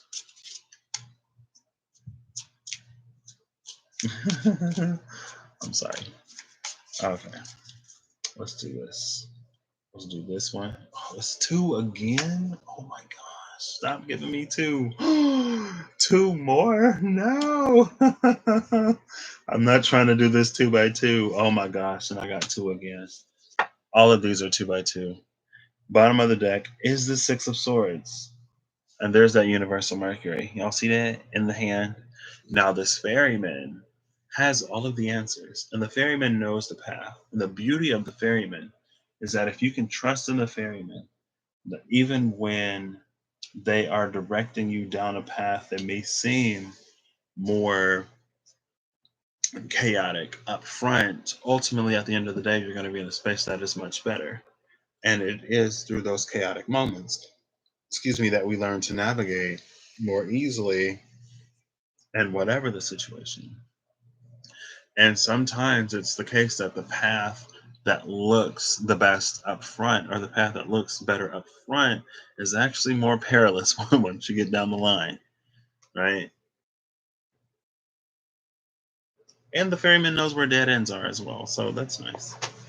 It's a good thing we don't have to do this, right? Okay, so let's see. Well, let me try. So This Queen of Wands is almost sort of standing in the way so that we don't get to that Ten of Wands state. The power and authority of fire, the golden shield, is ultimately asking us to care about us a little bit more, and it's asking us to care about our desires. And then we have the Six of Swords, which is the ferryman. It's almost, and I was kind of sort of getting this vibe from the Mother of Wands and the Star, maybe, or the Princess of Swords, or the Daughter of Wands and the Daughter of Swords, maybe. But it was this vibe of like our passions or whatever we care about is going to be navigating us, even if it doesn't immediately lead us to whatever. It's going to be navigating us in the direction that we need to be going.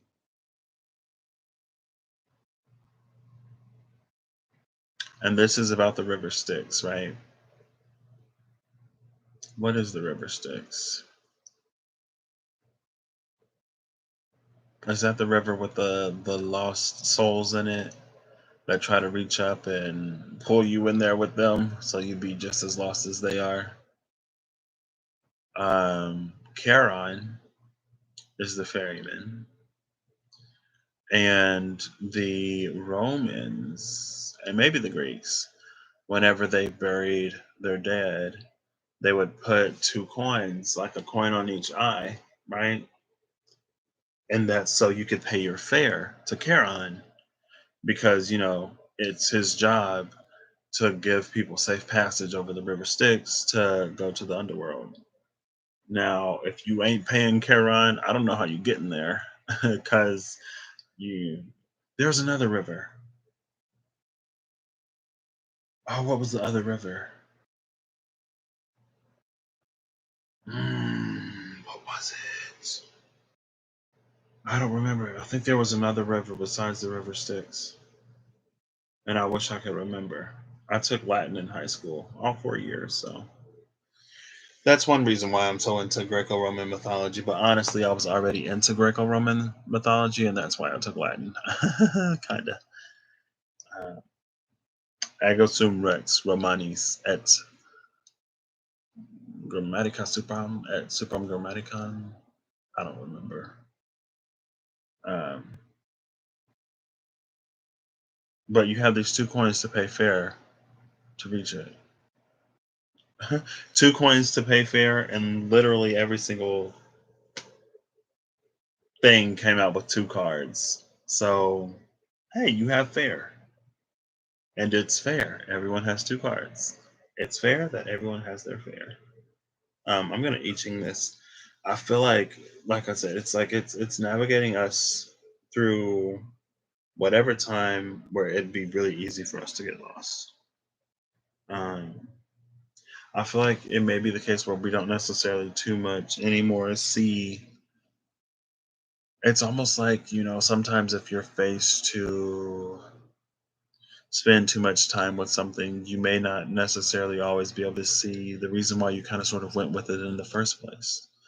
It's almost like you lose sight of all of the good things because, and this is hashtag lockdown, but it's almost like you lose sight of all of the good things because distance makes the heart grow fonder, because when you're so close to something you don't really get to see it in its totality, and you may be a little bit frustrated at your inability to do all kinds of stuff, um, and it's no one's fault necessarily. This is Lake Over Thunder. Lake Over Thunder is number 17, inspiring others. Oh wow, okay. I don't think I've ever gotten this before, which is interesting. There's quite a few of these I haven't gotten before. Inspiring others, inspiring followers. This is Sui. Let me make sure I got the right one. Yes, and yes. So, to lead, first you must serve.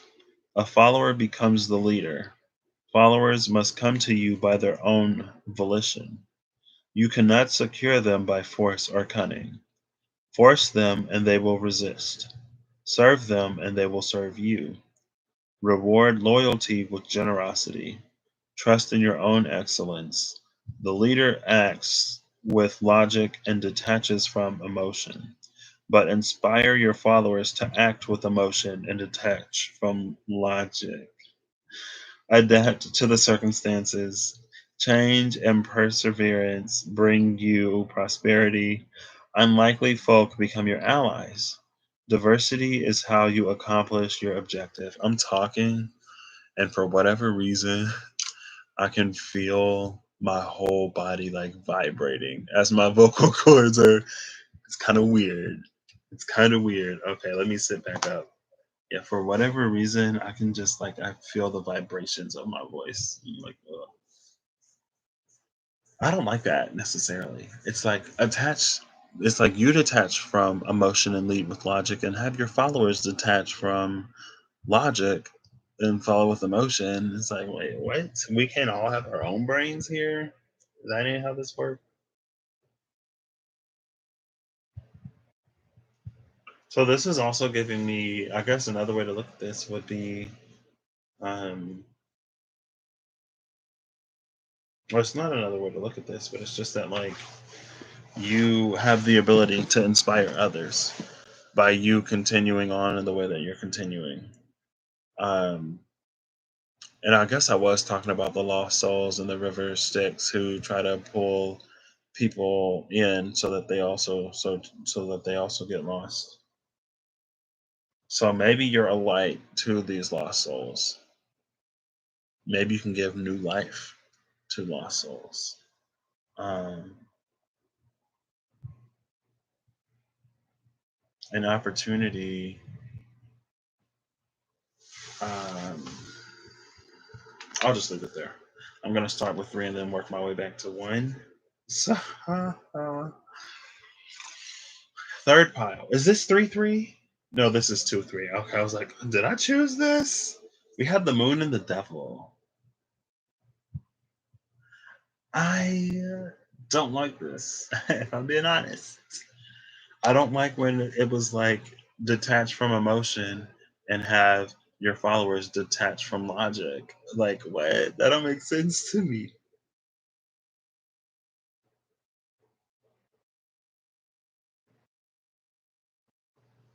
What is this?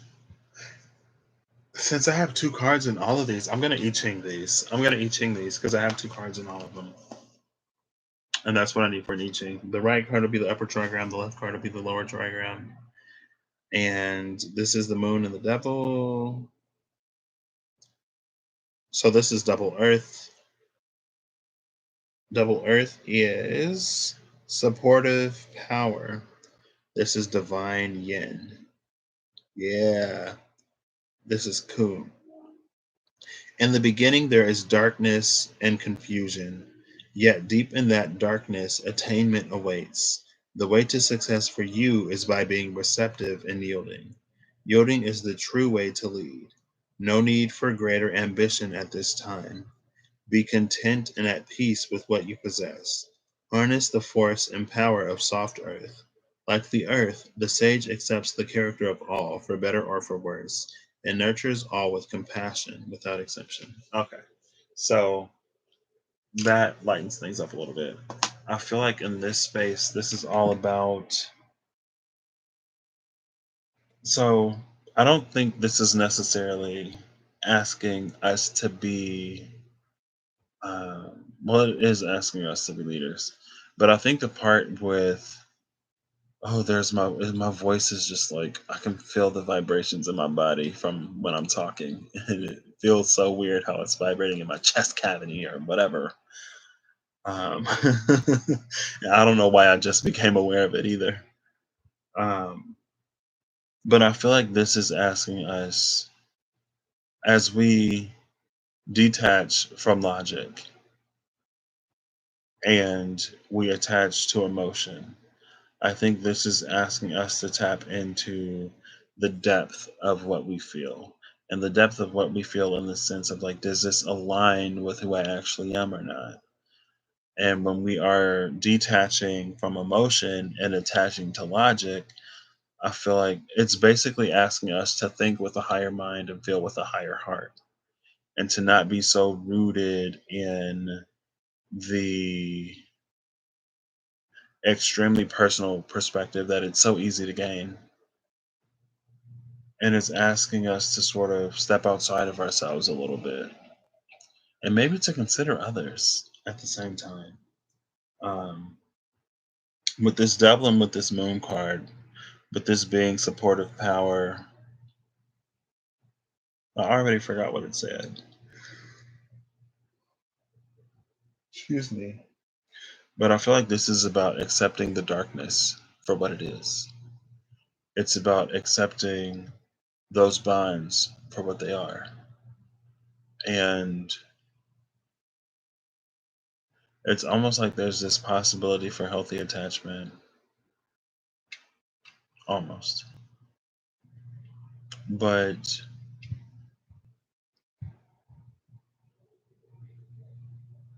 because that was retreat, right? No, retreat was the last one. This was inspiring followers or whatever.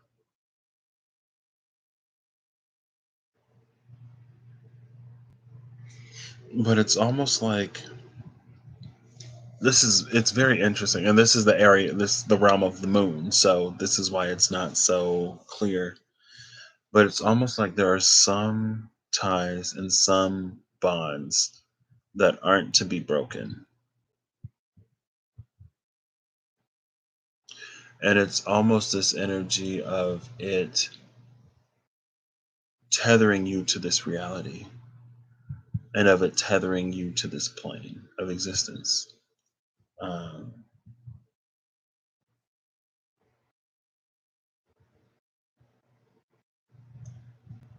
I don't, I don't know what this pile or this version of this side of the stack is going through,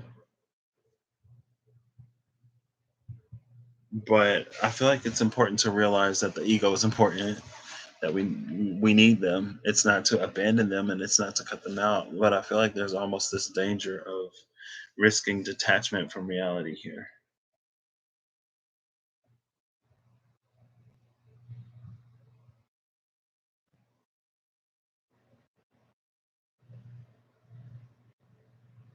And maybe it's not necessarily a detachment from reality. Maybe there's a danger of risking detachment from all of the ties that keep you you.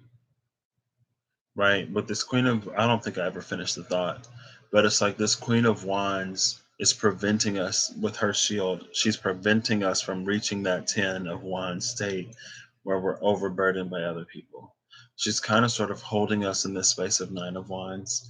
And it's not that she's necessarily keeping us on the battlefield, but she's keeping us from carrying other people's burdens. And this may be something that you set up within yourself to make sure you don't get taken advantage of, for instance. Right?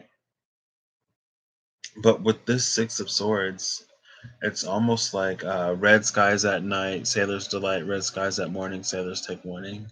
And it's like someone forgot the rhyme. And it's a red sky in the morning, and they're about to set off thinking that a red sky in the morning is a good thing. But, red skies at night, sailors delight. And it's like someone may be in danger of sailing away from something, cutting a tie to something that benefits them in some way that maybe they don't necessarily quite yet see. Because even though all of this is dark, we have the scarab here, which is representative of Capri or Capri, who is a sun god or goddess. Who is a sun? A solar deity. So we have a representative of a solar deity in this necromancer moon card. The necromancer, Anubis, death, the demon, hell. These are two underworld, lots of underworld energies here. Lots of underworld energies here. But with the necromancer, it's about resurrecting something and it's about bringing it back to life. I've already talked about Orpheus and Eurydice like twice, but this is someone who is on the verge of claiming or reclaiming all that they are, but they're in danger of losing it And maybe it's because there's an aspect of the self, again, like you need the ego. It's not to completely get rid of the ego, it's to heal the ego and it's to integrate it and basically to get it on the same page as everything else you're trying to do, right? And so there's an area of misconception or miscommunication here that is dangerously bordering on. See, it's like a lot of times if people, quote unquote, I don't want to say a lot of times if they do, but it's like if you get rid of your ego, there's going to be like nothing attaching you to this reality. Because it's like, it's almost like your ego is the part of you that holds the desire and holds the desire to experience of what this world has to offer. And I don't want to go too far down there, but it's like there are some things that you actually need.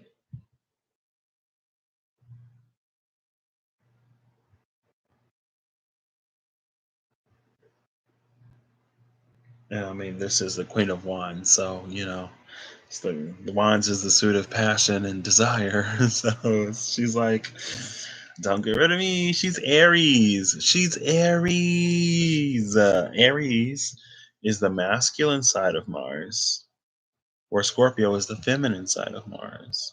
Scorpio ruled by Pluto. So there's that um, Aries Pluto, Aries Pluto. There's that Aries Scorpio connection.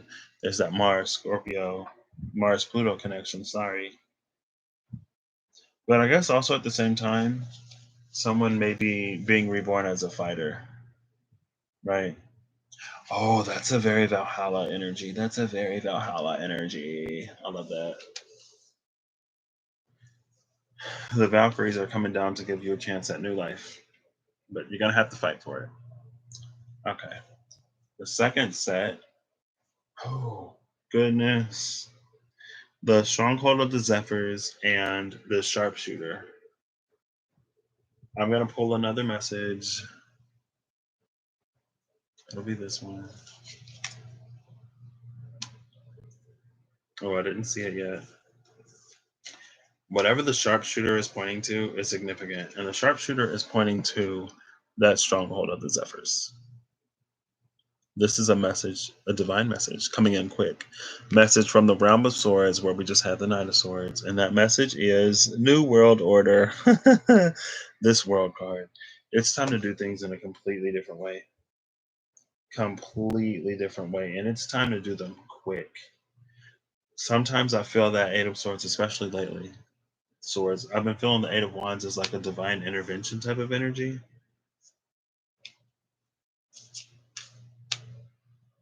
But this is Saturn.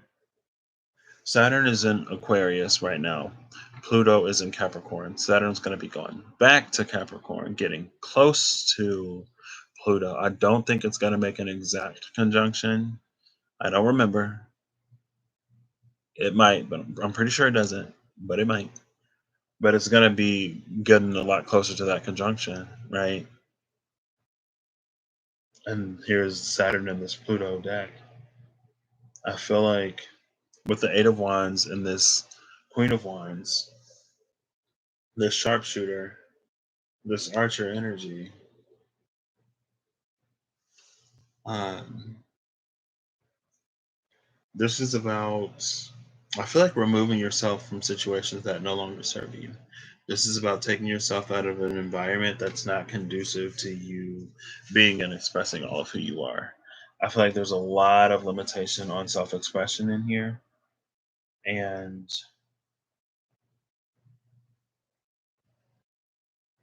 maybe it's keeping you in your comfort zone and it's time to expand and it's time to explore a little bit.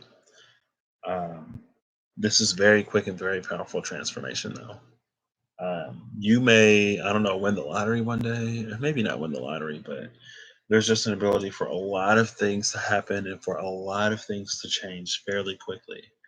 And whenever you're in a spot like this, it's to make sure you're grounded. One second.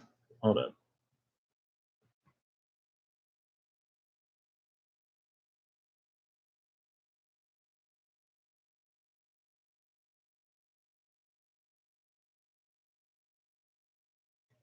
All right. Sorry about that. I would say make sure you're grounded because there's an ability for things to just take off. Like Six of Swords in this little rowboat, paddle boat going down the stream. It's like, no, you are it's like you're in this like little whatever, right? In this little rowboat. And then Charon is like, okay, hold on to something. And you're like, why? Like what's going on?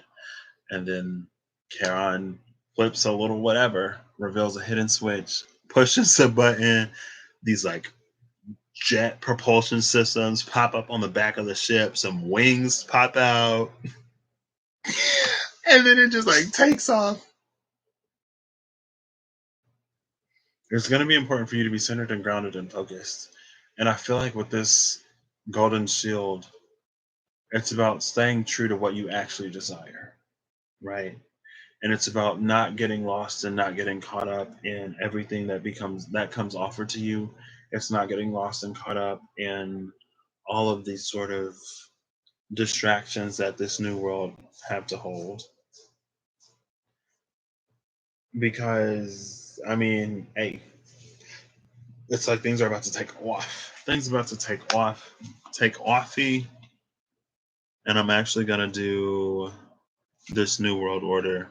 So instead of the page of swords, I'm gonna do this one. So this is hold up, wait, hold up.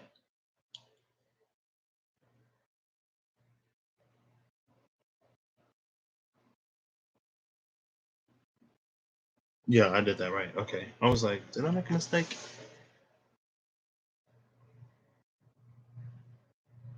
This is thunder. So this is Earth over Thunder. Earth over Thunder is number 24, Recharge. I feel like I had to have gotten this one, but maybe not.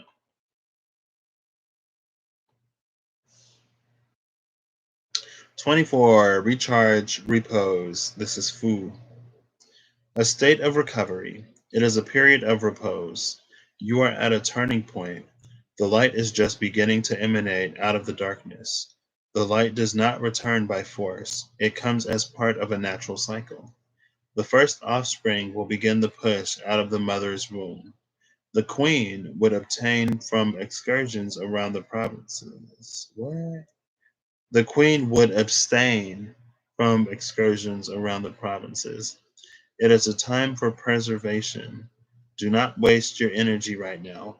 Preserve, recharge, and rest. Auspicious for travel and journeys after the winter ends or when the light returns after darkness. Auspicious for travel and journeys when we have this eight of scepters right here. So hey, maybe you'll be traveling somewhere. Maybe you'll be relocating. I mean, there is a whole new world right here, so relocation is definitely possible. Man, what did I read? I'm starting to get tired, y'all. I'm starting to lose it. Recharge and get centered, get balance, get focused, get ready. If you have found yourself in a state of being really tired lately, if you can afford to, maybe take this as a moment of rest and take this as a moment to recharge again. And maybe get a little bit of grounded, a little bit of centered, a little bit of not focused, but grounded and centered. Because again, it's like if you're gonna be running for a long time, get your rest in now. If you're gonna be running a marathon, a lot of people train for marathons, right? A lot of people prepare. They don't just show up to the marathon never having run a marathon or never having run more than 2 minutes a day in their lives, right? Like I probably wouldn't sign up for a marathon tomorrow. I don't run for anything, really. I don't care if I'm being chased. I got. I'm gonna get got if I'm being chased. I don't run for nothing. Hey. So probably not gonna be signing up for a marathon. But if I did, I would definitely train for it before I just try to show up and call myself even walking a marathon. Um, But there's an element of preparation that needs to be taken into consideration when it comes to this. And it's almost like the quiet before the storm. And oh, someone or something, there may be a situation that comes to try to pull the rug from underneath your feet, right? But if you are still, you'll be fine. It's like when you pull the tablecloth really quick, so like the stuff stays on the table. It's kind of sort of like that. But it's for you to be solid in yourself regardless. Because when this takes off or when whatever happens, happens, you want to be yourself.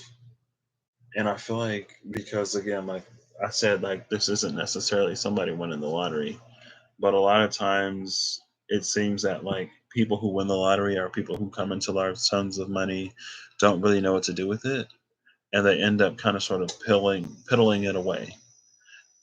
And it's like if you knew what to do with it, you would be able to live comfortably and have your money make you money to, keep you living comfortably and not you spend all of it. But a lot of times it's like we think it could be a misattribution of what is holding us back and what is ailing us. Because a lot of times, some people think that their problems are all like money related, but then it's like you get the money and you still have the problems. Um, it's like all stuff, no substance. And I've said it before, it's like all stuff and no substance. And so then you get all this money, but then you turn to substances to make up for what you still don't have. And you get so tied up in the substances and so tied up in the stuff that like it could be illegal substances or not even illegal, it could just be substances, it could be cars, it could be all kinds of stuff, but then you use up all your money because you're trying to fill a void that stuff isn't filling. um, and I think that may be another reason why it's important for you to know who you are before all of this happens. Because with this Eight of Wands coming into this whole new world, followed by that Page of Swords, like with this Six of Swords, this is a lot of movement, a lot of quick movement. It may be very easy to lose yourself in whatever this is. And you don't want that to happen, right? Like Pluto is the god of wealth, but like Scorpio is not Capricorn. Scorpio ain't even Taurus. I feel like Capricorn is more sustainable. In the first pile, wow, we have the Four of Wands and the Nine of Wands. This is interesting. I feel like this is a choice on this side. This is either a celebration or a not celebration. Now, when it comes to the Six of Swords and this Queen of Wands, I feel like right off the bat, and it kind of follows what I was just saying, but I feel like this is an energy of realizing and recognizing what issues and problems are a result of your environment and what issues and problems are a result of you. Because if you don't handle and deal with your stuff, it's going to follow you no matter where you go. And sometimes it is the environments that we're in that we need to sort of get out of to experience something new. But sometimes again it's us. I watched a documentary about ayahuasca a long time ago. For some reason ayahuasca was like one of the first things I came across when I was coming on my spiritual journey. It was like ayahuasca. It was like personally for me it's not something that I like. The experience is something that I'm interested in, but at the same time it isn't anything that I would want my spiritual awakening or ascension to be tied to, for the simple fact that I don't want to run the risk of being dependent on a substance to reach a certain state of whatever, right? And it's not to talk against anyone who would do an experience like that or who enjoys it, but it's just like for me personally, like I don't want that to be my connection. or I don't want that to be sort of like the gateway or the portal to my connection, right? It's like I want to find a way to sort of, for me, again, different strokes for different folks, but I want to find a way to get there myself because I don't want to have to depend on a substance. And maybe that's just me. Like I'm a Pisces. I already have enough escapist tendencies already. I may not smoke and I might not drink, but I got video games, I got YouTube, I got random stuff. Like I don't need to run the risk of forming some kind of dependency on substances. Like, let's just say I know myself a little too well. um, but I was watching this documentary and it was interesting. Someone said, like, we have all of these people from like capitalistic or from more Western societies who come to escape their problems in ceremonies like this, but they end up bringing their problems with them. And what it was talking about was the what's the word for how capitalism ruins everything? It's not like the monetization, but it was like basically the money that is now behind stuff like that has begun to corrupt what it was originally intended to be. And like there are some people who said that they don't do plant medicine ceremonies for money. Some people do, and then there's the whole like it already had cultural applications before, but now that it's sort of in this space of being industrialized, and now there's industries and retreats and places that specialize in it. It's almost like in some ways it's running the risk of taking it away from the very cultures and communities that it has always served. And it's like with plant medicine, like it's an actual, like it's a plant that needs time and stuff to grow and requires like resources. And it's like, it's not something that you can like necessarily manufacture in a lab and take. And it was just interesting. It's like, they come here, they do this to escape all of the problems with money or all the problems that money created in, those societies and civilizations. But now they're changing this thing that used to be natural and very spiritual. Now, like it's so deeply rooted in, ingrained in money. And it's like they kind of sort of brought that problem with them. And now it's affecting a whole new class of people. Just like, never mind. But it's almost that energy of if you don't address your problems, you're just going to take them with you wherever you go.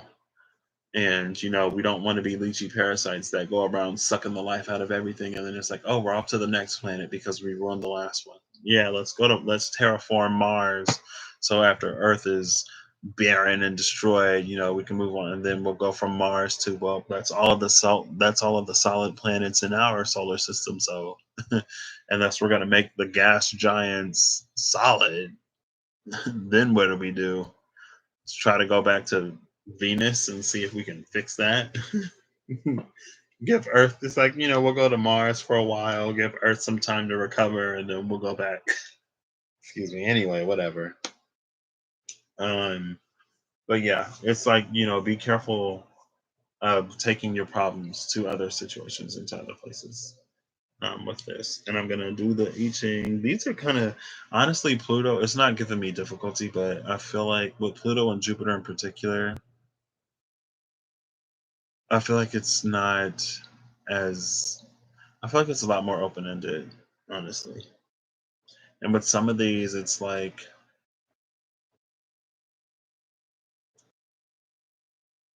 you'll find out where the wheel is already in motion, or like if retrogrades bring karma, you should kind of sort of already know what you need to do, right?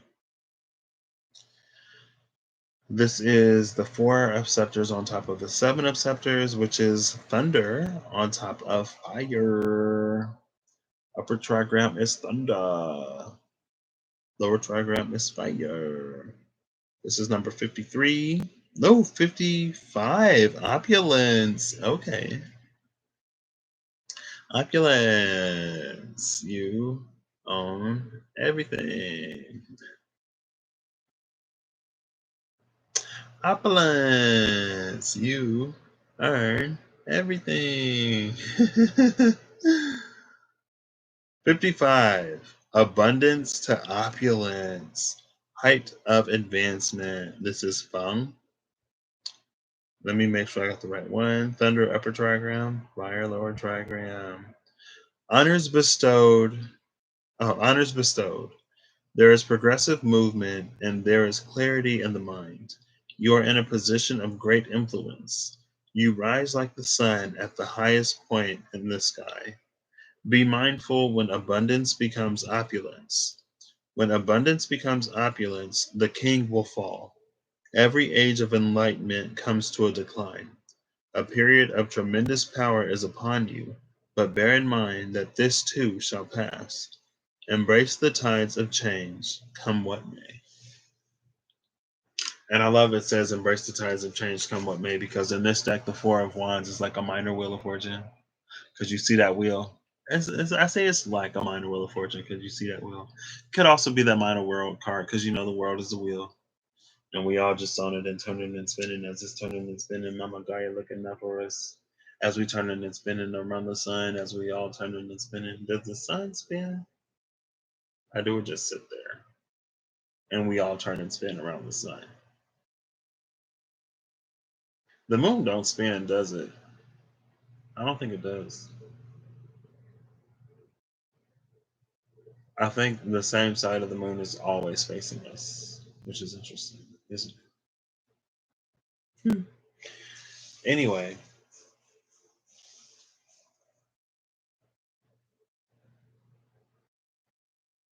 we all have our time at the top of the wheel. And with this Nine of Wands, I feel like it's not to fight to try to remain in a certain place or try to remain in a certain space. Right. And if we can celebrate while we're at the top of the wheel, and if we can appreciate while we're not, it's going to keep us on a more even keel. The extremes will be less extreme because the lows won't be as low. I have read the Cabal, yeah, like once.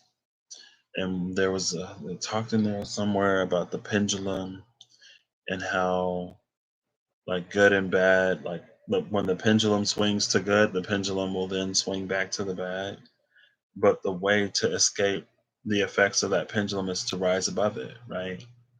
So even when the situation switches back to the bad, if you don't mentally focus on it, it's almost like you're alleviating yourselves of the bad sort of switch. And one thing that people actually do is like people, depending on, you know, who it is, people can kind of sort of actually do the same thing quite naturally by taking the good out of the great parts of life. And those are people who are always waiting for the other shoe to drop. So even when the pendulum swings to the good, they're still so focused in the bad they don't even really take that good moment for what it is. And so it's like if you can do that, why not do the opposite? Why not take the sting out of the bad parts and make the good parts even sweeter, right? Oh, I don't know how I feel about these. I mean, these will be what they are ultimately at the end of the day. I mean, who am I to mess with Pluto? Shoot. But I feel like a lot of these are about what are these about?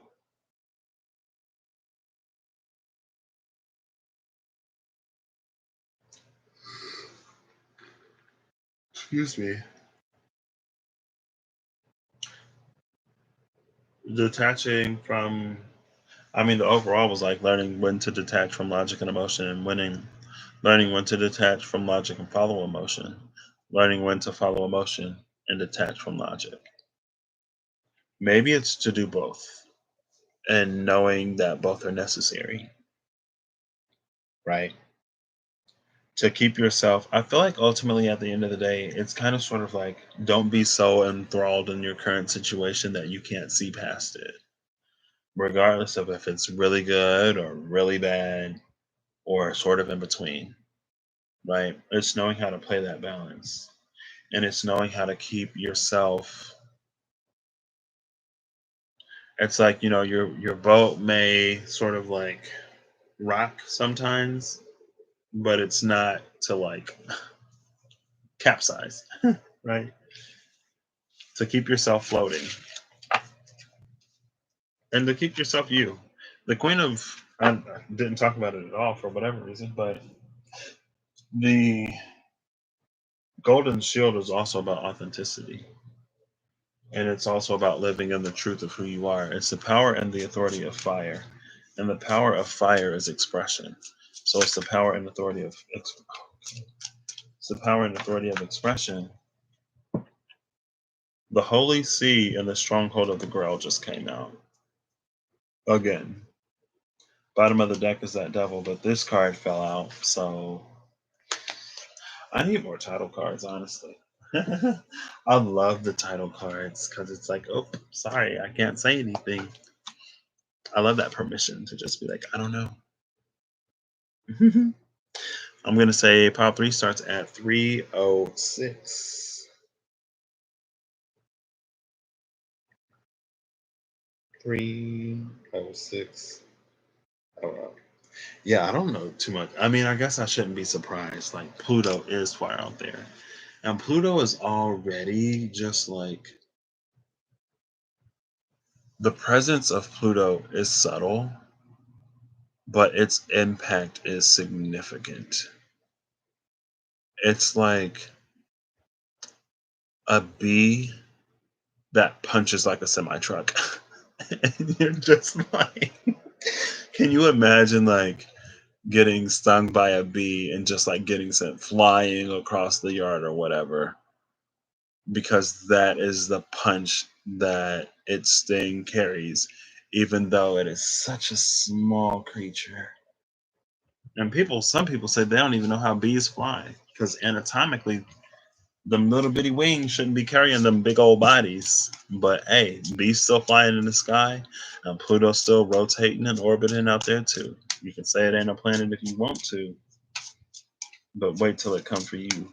It'll hit harder than anything else. Okay. I kind of want to do four, but that's way too much. I'm barely getting through three, but I guess I'll do four. This three will have four. We'll do one, we'll do two, we'll do three, and then we'll do four. Bottom of the deck is the only unicorn. It's the Shining Dew. The Knight of Cups. Like, this is a very miraculous energy. Do you believe in magic? Do you? I feel like I've been saying this a lot lately, but to the fools who believe in miracles, miraculous things happen. That's very much this energy. To those who believe in miracles, miraculous things can occur. And for those who would choose to expect it, I don't even know. But we have the Seven of Scepters, Dark Horse, and this. I feel like this is about in that dark space, in that void space, in the space from which all things manifest and are made physical, to be tapped in to that unicorn speak to third eye energy. And it's seeing worlds and realms between worlds and realms. And when you can see it and perceive it, 234, when you can see it and perceive it, it has the chance and the opportunity to be. But yeah, I already timestamped this, right? Right? Is this pile three? Yeah, I did. What was that? I was talking about the moon when I was like, even if you can't see it, you can feel it. And if you can feel it, you can acknowledge it. And once acknowledged, it can be perceived. And what's perceived, it can be made to be.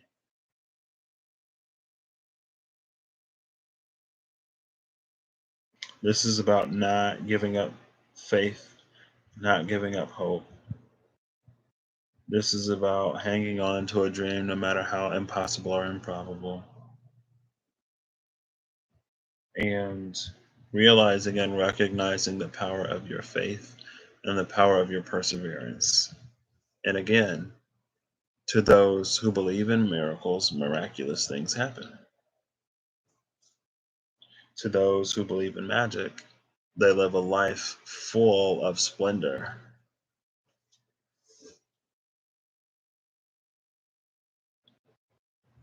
So this is the Seven of Scepters and the Knight of Wands, the Knight of Chalices. This is fire over water. Fire over water is, oh, that's wind. Fire over water is number 64, climax. This is the last one. There are 64 messages, and we're getting number 64. Is this the end game? I mean, I guess it kind of sort of is. If we're talking about miracles, do you believe in magic? Do you believe in magic? Now You See Me. Was that the Disney movie? I love that movie. Reaching toward an end, the climax. This is Weiji. What is to be has not yet come to pass, but as you find the river, you see the banks on the other side. As you ford the river, sorry. But as you ford the river, you see the banks on the other side. You are about to peak in the situation at hand, but know that after every peak, there comes a time of stagnation and then an inevitable decline. No one is above regulation. There is an order that every one of us must follow, a higher authority that each one of us must submit to. When you forget that, then that is the start of the decline. Remember, reaching the top is only the halfway point. That's interesting. So, I mean, reaching the top is only the halfway point. After you reach the peak is the decline, and then you see this dark horse at the high ground. This is someone maybe who's trying to keep themselves on top of the world, trying to like brace themselves so that they don't fall. The more you fight it, and the more resist. The more you fight it, and the more you resist, the more Pluto will shake you up. Because Pluto's not gonna lose. Pluto is not gonna lose. But Pluto, like Pluto may let you put up a fight before it just come in and take you out. But yeah, I'm gonna start with number 4, and then I'm gonna do 1, 2, and 3. Number 4 is the Hector, Five of Swords.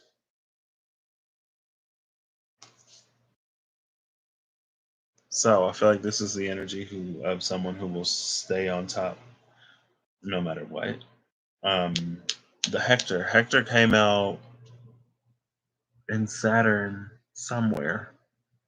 Five of Swords was pile 1, I believe, in Saturn,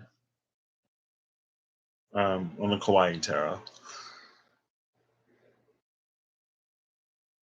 Excuse me.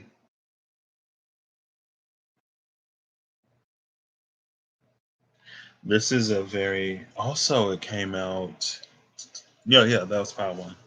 This is a very like whatever it takes to succeed type of energy, and then you have the dark horse here. Whenever you try to violate the laws of rhythm and the cyclical nature of the universe at large, you call consequences upon yourself. And it's not to say that they may not be delayed, but if you delay them, you run the risk of losing even more than you would have lost in the first place.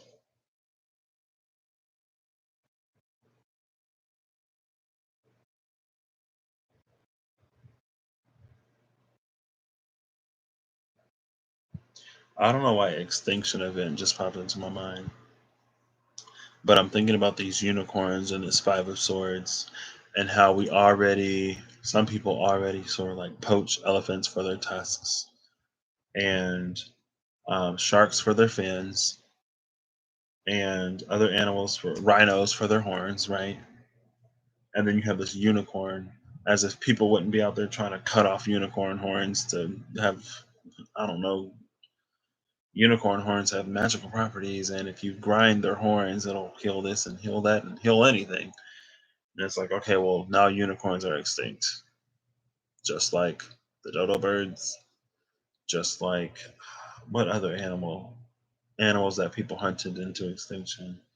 How there's like one rhino or one this rhino left in the world because people poached it to extinction.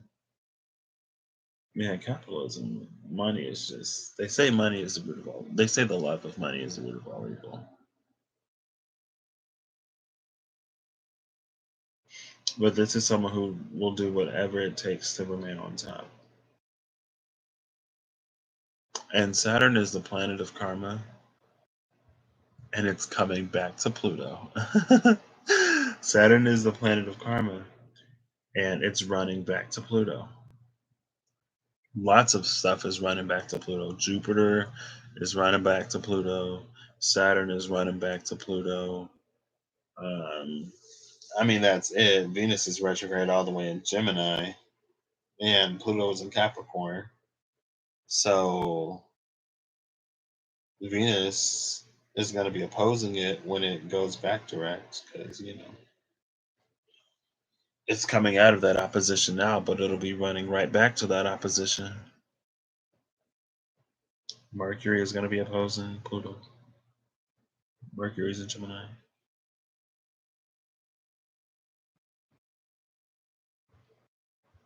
It's just like, I don't know. Pluto doesn't leave a lot of wiggle room to get away with stuff. What is it? Iacus, Rhadamanthus, and Minos. Minos, Iacus, and Rhadamanthus, maybe? I know Rhadamanthus for sure. I'm pretty sure it's Minos. I think the last one is Iacus. And they're like the three judges of the underworld. Let's see. Oh, let's see. Hey Siri, who is Rhadamanthus? In Greek mythology, Rhadamanthus or Rhadamathes was a wise king of Crete. In later accounts, he is said to be one of the judges of the dead. Hey Siri, who is Iacus? Oedipus was a mythical Not Greek king of Oedipus. Thebes. Who is Iacus? Sorry, I didn't catch that. Try tapping above to it. Yeah, it's not Oedipus. Iacus. I think it's Eucheus. Here's what I found. Dionysus. What? Hey Siri, who is Minos? The Minnows are a group of small islands and rocks Not lying. Minos. Minos. Okay, this don't matter.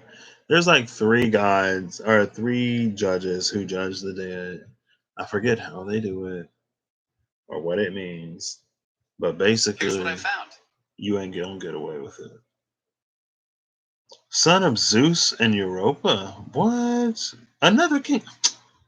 I was still reading that. Oh my gosh. All these kings of Crete that became, what happened to Crete where the kings become judges of the dead? Anyway, and it doesn't even have to, who else? There's is it Anubis? I don't think it's Anubis. But the person who weighs your heart against a feather. There is going to be a day of reckoning. And so I guess it's like, be careful of your intentions and be careful of the way that you go about doing things. If you've taken advantage of people and if you've had shady tactics to get whatever, it's all coming back to Pluto. And again, Pluto will rule. So maybe it makes sense that, the person who rules the dead should rule wealth too, because hey, people do a lot of stuff for money. You might as well, if you're gonna rule money, you might as well rule the whole thing. This third card is the Ten of Cups. I love this. So I picked 3-3, I believe. Ten of Cups. Okay, it's cute. It's cute. It's whatever. I mean, it's whatever. What did I even say about these? What were these? Um, I feel like with the Ten of Cups, this is an energy of fulfillment, ultimate fulfillment. But also at the same time, maybe this is about it's an energy of redirection. And it's redirection and knowing that, like once you reach the peak of one mountain, it's like once you reach the peak of one mountain, if you come upon or if you see a higher mountain, first you must descend upon that and then reascend upon another peak. Excuse me, and that speaks to the natural highs and lows of life. And I guess if there has been a peak, if there has been a valley in whatever this is related to the Dark Horse and this Knight of Cups, there will soon be a peak. And I feel like in that case, it's to not get content at where you are because there's still more work to be done. There's still more to do. And just like with that Five of Swords, you can try to fight to keep your place at the top of whatever this peak is. It's like, in the same vein, but in a different way, it's like you can try to build a cottage at the peak of whatever this is and try to live your life there, but that won't work either. Um, there's one big cup, but there's nine small cups. And sometimes you're going to be in the big cup space, sometimes you're going to be in the little cup space. But it's to know that the cycles are what can lead us to a greater appreciation of everything. The Knight of Cups, the Shining Dew, speaks to the nature of movement and the nature of rhythm that everything is in. Everything moves. And as as it speaks to cycles, everything that is born must fall, right? What goes up must come down. If it rises, it's going to come to a point of decline. But it's to understand that it's this. The second card is the politic, the Three of Wands. The politic in this deck basically speaks to a council of wise men who have come together to get some kind of divine word through prophecy. Excuse me. And we actually had this on the bottom of the deck before. And I feel like this speaks to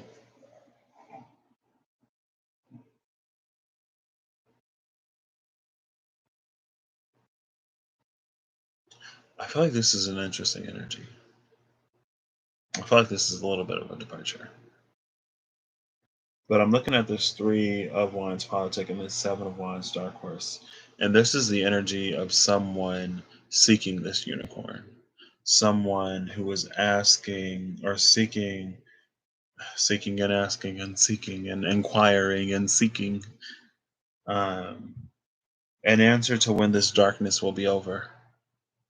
And it's interesting because it's like if you can't appreciate the dark cycles for what they are, if you can't be in the moment, in this moment, regardless of how dark it is, if all you are focused on is the dawn, then you're going to miss what it is that you're supposed to be getting in this period of the darkness.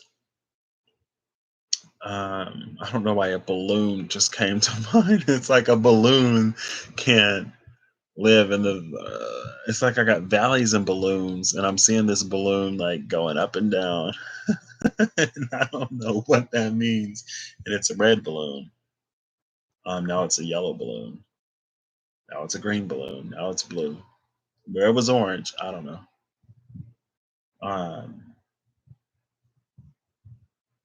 it's a lot of balloons, like paper lanterns, but balloons. So it's like they fly, but they have no light.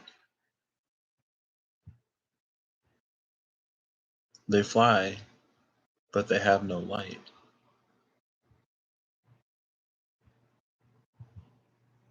And so it's like it's a tribute, it's an offering, but it's empty. What is that about? It has no substance. And then be goodness for goodness sake just popped into my mind. So it's almost an energy of empty words and actions because they have no substance. It's a type of ritual or a type of offering that it's like if you're going to offer something to someone, offer something that they like because it's give and take. And whatever you're giving isn't worth much. And it's because I feel like there's a refusal to acknowledge the space that this person is in. It's like you can say you believe in miracles, but if you don't actually believe in miracles, like it's like only the pure of heart can see the unicorns. You can say that you're great and you can say that your heart is pure, but if you're not seeing the unicorns, then hey, you know. And you can be like, "Oh, I see them. I see them. I see the unicorns." You can say whatever, but I don't know. All talk. All talk, no substance. These are balloons where they should be paper lanterns. There's no light. There's no light here. And there's no light because there's a refusal to accept the dark. And there can be no light without the dark. And there can be no dark without the light. You must accept them both to experience the other. But in some ways, it's like you can experience darkness without recognizing the light. But you cannot experience light without recognizing the darkness because the world is born like we're all born in darkness. Space itself is dark. That's why we have stars up there. Can you imagine if space was all light and instead of stars we had little pockets of darkness? Like we're bathed in the darkness. We're born in the darkness. From darkness, like from the womb. We come from the womb and the womb is dark. So darkness is our default experience, but to know the light, we must accept the dark. And I feel like there's a refusal to accept it. There's all this sort of maybe divination. What am I doing? Reading tarot. Um, but it's like there are so many different ways and methods of someone trying to force something or trying to escape whatever this darkness is that is teaching them whatever they need to know to experience the light, but without it's like to refuse to accept the dark. To refuse to accept the dark as it is to refuse the presence of the light. And whatever this politic is, it ain't working. It's not working. So you need to learn to take the good and the bad, the sweet with the bitter. Pile number one is the seven of orbs, the gardener. I mean, you reap what you sow. This is pretty straightforward. Seven of scepters, the dark horse, with the seven of orbs, the gardener. You reap what you sow. And again, it's not about your actions, it's not about what you say, it's all about the intention. Because our intention, the frequency and the vibration, is what encodes what it's like the frequency and vibration that we hold and that we exude and emanate is what attracts things to us. It's not our actions. Actions are dense. excuse me, words are kind of dense. They're less dense. Feelings are the least dense. And then there's words that are less dense. And then there are actions that barely even matter. And it's not that your actions don't matter, because they do, but your actions matter less than the mindset that you're in. And your mindset matters less than the heart space that you're in. And they all come together, but if your intentions aren't pure, it doesn't matter what your actions are. And if you chose number one, the seeds that you planted will be, I mean, this, it speaks to everybody, but the seeds that you planted will be coming to harvest. So hope you planted something that you want to reap, because it's coming back. I feel like that's not extremely difficult. I mean, I feel like a lot of that is like you reap what you sow. And the time for sowing has already passed. It's like whatever space you were in when these planets went retrograde is the space that they're going to be in, because they're retrograde. They're moving backwards. They're not moving forward. So, ooh, there's that Archangel Commander. I was beginning to wonder. I mean, I forgot all about him, but as soon as he popped up, I was like, oh, I have been seeing the King of Swords a lot lately. I have not seen you. And there he was. I didn't see the Father of Swords when I used the Wild Unknown Tarot, but it's going to come out. So here we have this Magician with the Keeper at the bottom of the deck for pile 4. Now, usually I would say this is good, but this is Pluto we're talking about, so I won't hold my breath.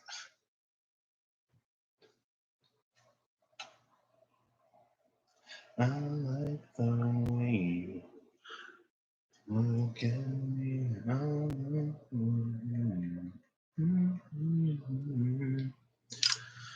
I need to listen to some Janet Jackson. It's been a minute. All for you. Ooh, I almost got this far. I'm a girl's a body, look at that body, shaking the thing like you never did see. Got a nice package, alright. Guess I'm gonna have to ride it tonight. The Four of Cups, the Hollow Void came out with this Magician. This is, like I was saying, just because the Magician is here doesn't mean it's gonna be great, because this is Pluto. Hollow Void is basically speaking to what I was just saying. It doesn't matter what you do, it doesn't matter what you say, because your intentions and your mindset are what's really important. And that's what a lot of this stuff is playing off of right now. And then there's the Archangel of Mysteries, the angel who illuminates the shadow. So what's in the dark will most definitely be coming to the light. Okay, I was gonna do 2, but I'll do 3. Bottom of the deck is the Hollow Void. I've been feeling the energy of a luminous void lately, and I don't quite necessarily know what it is, but I do have a feeling that it's tied to having your feminine and masculine energies both functioning. I would say in balance, but both functioning. And the masculine is the light, the feminine is the void. And that's what the luminous void is. And it's being able to create things in a very balanced way that I don't know, it's like a step above just regular manifestation. I don't know how, I don't know why. I can feel the difference in some ways, but doesn't mean I understand it. And it's like I can kind of sort of see it, but I don't know how it's different. If it comes up, it comes up. This is the Hollow Void. Have the Hollow Void and the Magician. This is all about, this is a very Gollum energy. Creating these vessels that are just vessels. They're empty. So on the outside, it looks nice. It's physical. It's like the balloons where there should be lanterns. It has no light. It's just a vessel. It's empty. It's null. It's void. It's hollow. The hollow void. Let's do this I Ching and then wrap this up. It's 3 o'clock. See, this is why I've been so tired. I'm gonna still get a full night's sleep. I'm speaking it. This is the Magician and the Four of Chalices. So this is double wind. I don't know if I've ever gotten double wind before. Double wind is gentle force. I've gotten this before. Number 57. Gentle force, number 57. Gentle force. Ooh, this works so much better with 2 fingers. So much quicker. Excuse me. Use gentle force. This is soon. Submit to the direction of the winds. The power you exert must be a gentle force. The wind is powerful because time is its power. The wind uses time to accomplish all endeavors. So you too, like the wind, must use time to accomplish your endeavor. Be the unseen influence. The magus, cast a spell that will produce an unseen influence. Whether the warrior advances or retreats, both decisions will bode well so long as the decision is made with conviction. Conviction. Again, speaking to the space that the decision is made from more so than the decision itself. One must delve below the surface, perhaps into the unconscious mind, to understand the situation at hand. The wind is favorable, small gains to be had. Well, one might have to delve way below the surface because this is Pluto we're talking about. So, if this is empty, if this is a hollow void, this is someone who is trying to escape the, just like in the last one, there were people who were trying to stay on top of the mountain and people who were trying to do whatever, right? So, too, is like there's someone, this is an energy of instant gratification or trying to get instant gratification in which it's not possible.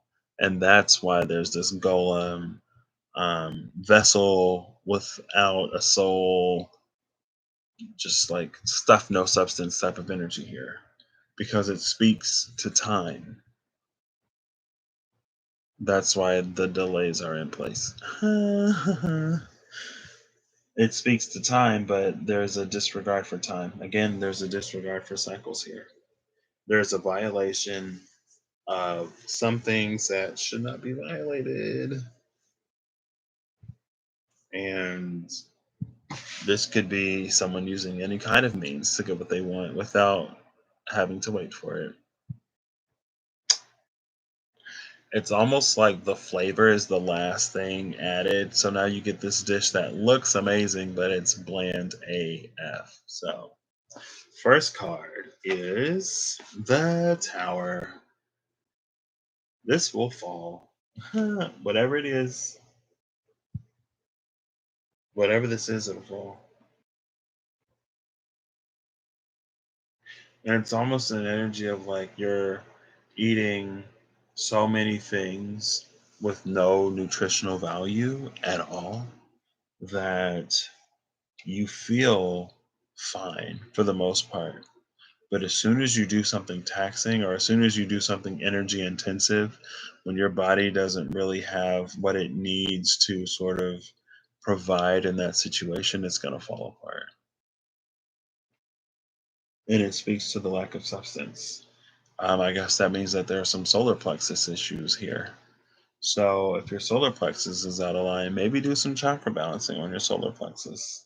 Maybe listen to some solar plexus noises on noises. Maybe listen to some solar plexus binaural beats or something. Try Meditative Mind. It's a channel on YouTube. They got a whole bunch of stuff. People love talking about them. I listened to throat chakra stuff on there a while ago, almost a year ago, in fact. Um, but yeah, maybe the solar plexus is out of whack, and there was something in here that spoke to something. If you are the type of person who's been indulging in a lot of vices, it may be time to stop or slow down, because if you are numbing yourself to avoid a certain pain right now, there is something that needs to be healed to give whatever you manifest substance, or to give it weight. Because right now it's light as a feather and stiff as a board. The second card is the Two of Swords. And the Two of Swords speaks to a space of typically indecision. And this card is not necessarily indecisive, but you have. Oh, and then there's the Two of Pentacles. You have this hand of spirit offering you this cup right here. And then you have the eye of God watching your decision with this Two of Swords. So this is actually interesting, because whereas I feel like the overall is sort of like manifesting things without any substance, it's like you've manifested something with substance. You're getting exactly what you wanted, but for some reason you're not acting on it. And there's almost this energy of like it's being presented to you by spirit, and the eye of God is watching what you do with it. And it's almost this energy of, and again, this is me projecting with my humanness, but it's like I'm watching to see what you're going to do with this. And if you lose this, I don't want to hear any complaints, because last time you complained and you said whatever, and we gave you the benefit of the doubt. This time I have observed the delivery of this thing, and I've observed you not take advantage of it. And so, to ensure that I don't go through the trouble of bestowing this upon you again and you not taking advantage of it, we're going to put you through these lessons. You can avoid the lessons by taking it now. And it's because it's almost this space of maybe someone feeling that they're not ready for this thing, and that's why they're not accepting it. And so it's like, if that's where your hang up is, then you're going to manifest situations to you that prove that you're ready for this, or that you're worthy of it. And if those come through means of manifesting situations that are beneath you, and beneath you in terms of worth, and then you accept them, and then you're like, I'm better than this. Why did I do this? It's because when you got something that was actually on par with what you're worth, you didn't accept it. And so now here we go, sending you another slew of things to show you you're better than this and you're better than that, and you can do this and you can do that. And now it's like, it'll come back and hit you again. Um, Third card is the Seven of Chalices. This is what I didn't talk about. This is the reason why I said if you are sort of like dipping into any vices a lot, you might want to cut it out, because the Axe of Shiva, I believe it's the Axe of Shiva in this card, speaks to cutting out the influences from the corruptor. The corruptor is the Seven of Chalices, and it's linked to the seven deadly sins, right? And so it's interesting, because it's like on one side, it's like if you're creating from a not great space, if you've created something that has no substance, it's gonna fall apart. On the other side, and a lot of times it seems like the one on the left is related to the one on the right. The one is related to the two, or the one is related to the three, and then the two is just in the middle somewhere, or on Mars or Pluto or beyond. But it's like this is going to be someone manifesting from that space. On the other side, you've already manifested and it's empty, it's null, it's void, it's going to fall apart. On this side, you're in that space and you're manifesting. So something is going to come in that is not great for you. Um, and it's because, if you're wrapped up in one of those seven deadly sins, regardless of what it is, then there's like a difference between being human and having a certain whatever. There's a difference between that and being I'm sorry. There's a difference between that and being like lost in the realm of whatever this is, being consumed by it, right? And I feel like that is kind of worse than a golem because at least a golem is empty. But this is like instead of it's like you can have a light in it or it can be completely empty. This has like a little flame of darkness that's gonna come in and it's really gonna just wreck stuff even worse than this tower. And this may wear a face that looks very pretty on the outside to get you involved with it. But then once things fall apart, they're gonna fall all the way apart. And again, it's the space that you manifest from. This had so much promise. I'm glad I didn't pick this one. I was like, ooh, the magician at the top with the keeper on the bottom. Awesome.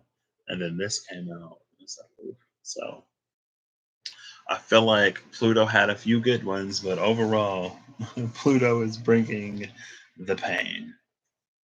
And it's not all bad. It ain't all painful. But Pluto ain't playing no games. Pluto's like, you thought Saturn was harsh. You thought Saturn was rough. You ain't seen nothing. Ooh, there was the Ace of Bread of Life, Ace of Pentacles. All right, I'm gonna shuffle these up twice. I'm gonna pull a final card from both of these. Then I'm gonna put these away and I'm gonna end this. And then tomorrow, since I got everything out, I'll come back. I'll do Capricorn and Sagittarius. Those will be uploads. They won't be live. I might come live tomorrow. I might not. At this point, it's looking like tomorrow might be another rest day. But I got work I need to do. I'm gonna just go ahead and submit this mess because it's time for me to wrap this chapter up for sure. It's time to move. Ooh, Nine of Cups and the High Priestess at the cut. Love that. That did not shuffle. Okay. Last card, final messages, anything want to come out. I would prefer not to get a whole deck, but I'm not going to limit whatever wants to come out because I'm trying to be on Pluto's good side. So whatever you want to drop out and plop out, be my guest. Be my guest. Be my guest. Okay, I'll give it three more and then I'll just see what's at the top and the bottom. So two more if nothing comes out. One more. All right. Top of the deck is two cards. The Initiate and the Magician. The Fool and the Magician. That's interesting. We see all the tools and then we see every element represented in the egg. Bottom of the deck is the Nine of Swords, the Haunt. I feel like this is simply speaking to the fact. I feel like if there's anything that we don't get, it seems a little cruel. It seems like some kind of sick joke. But I feel like Pluto is going to make sure we know exactly why we're not getting it. It's going to make sure we know exactly how we fall. And it's like at the end of the day, I mean, I feel like Pluto isn't the most caring planet. I mean, because I mean, it's the underworld. It's like, you had your whole life to get this right. Literally, your whole life to get this right. I don't want to hear a sob story now that you're in the space of the underworld and you're like, oh, like I could have done this. Like it was blah blah blah. But like you had a whole lifetime to fix it, and that's not how things work down here. So, like, I'm judging how you lived your life, not what other people did to you. It's what you did to other people more so than anything. Your own heart is getting weighed. So, but I mean, that's beautiful energy to be in with the Fool and the Magician. Um, I don't know, just like, I don't know. Make sure you live your life without regrets. And that includes, the way that you treat people. Okay, so one last message. One last message, please. I'll give this 7, and if nothing comes out, I'll do the same. Okay, that's a whole bunch. Gotta be careful. 6 more. Okay, that's a lot, but none of it fell. So 5 more, 4 more, 3 more. Okay, there it is. 2 more, 1 more. Okay, and last one. Boom.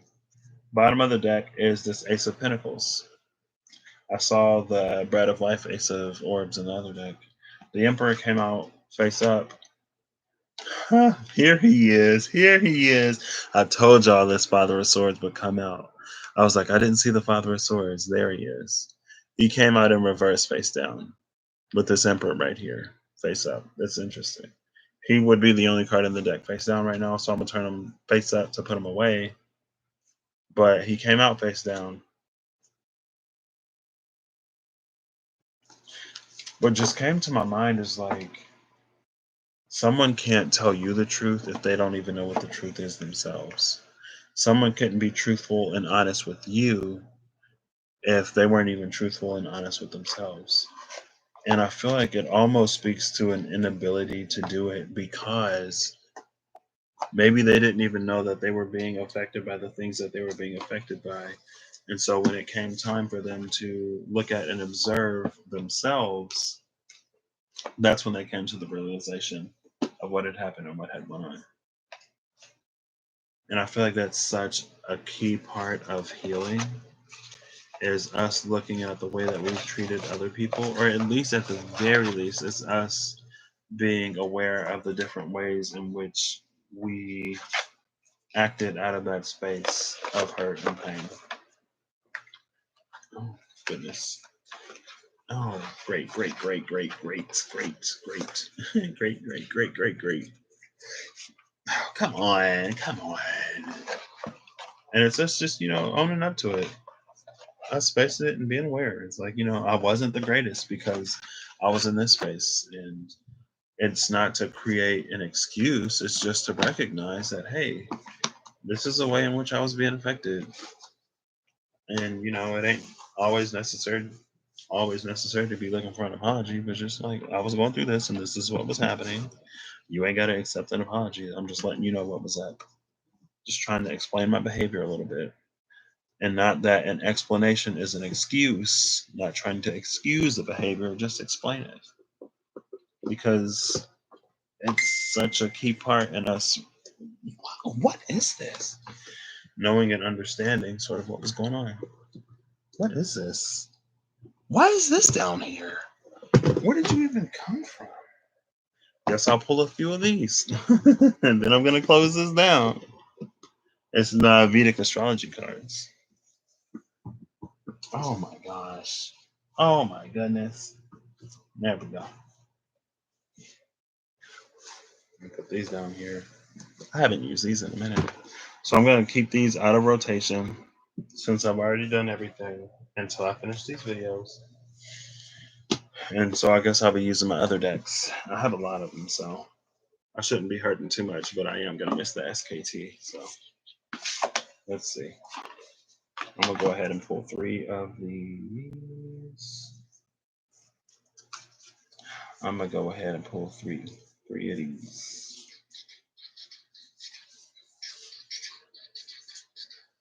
There we go.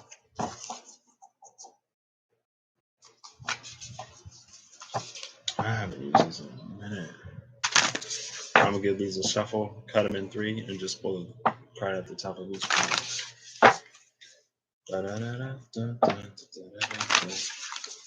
Oh, y'all shuffling today. Okay.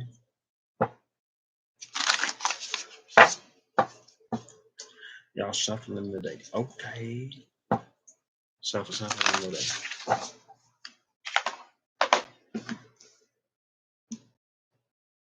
Oh, man. Okay. So first is an element. I'm going to just guess it's air because I always get the element of air in this deck. Ooh, it's the element of space. And here I have 2 houses. I'm going to guess 2nd house and 7th house. 11th house. And the 3rd house. 3 and 11. That's the house of Gemini and the house of Aquarius. which is interesting. I should have guessed the Gemini house because everything going on in Gemini. I'm so bad at guessing. Sometimes I know, but if I gotta guess, I'm probably gonna be wrong. The element of space speaks to accommodating. This is endless, motionless, open, expansive, enveloping, still, pervasive, comprehensive, and cosmic rays. The third house is the Gemini house. The 11th house is the Aquarius house. I feel like this is almost this energy of, oh wow, it's like a wormhole type of energy. It's very interesting, whatever this is, because it's like our community, it's like community and society is occupying the same space.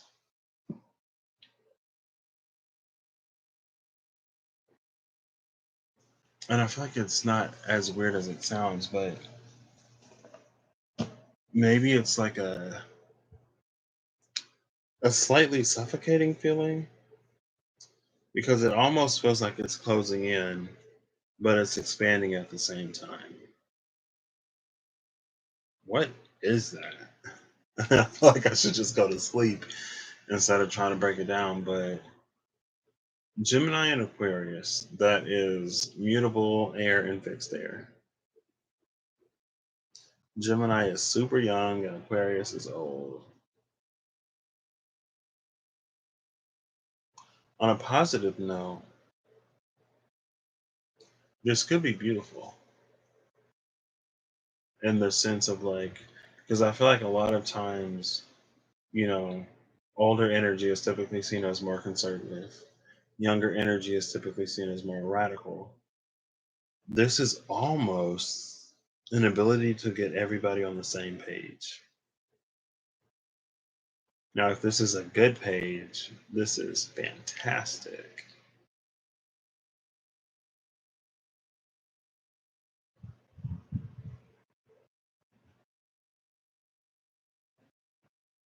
Right, because what the 11th house is the house of society and our social relationships, social perceptions. It's also a futuristic house, maybe a technology house.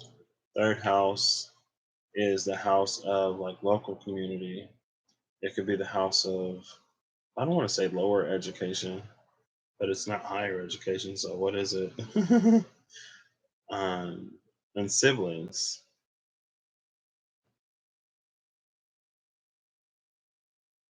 And then we have sort of space in between them.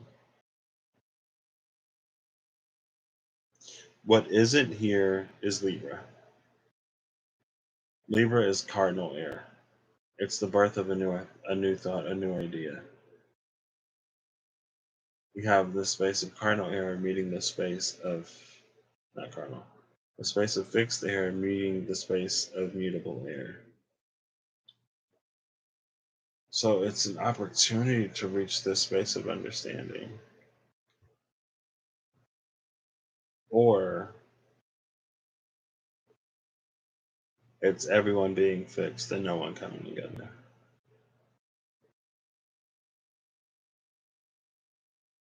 There's an opportunity for things to change and for people to come to the same page when it comes to certain things. And when we're all on the same page, we can move forward in a more cohesive way.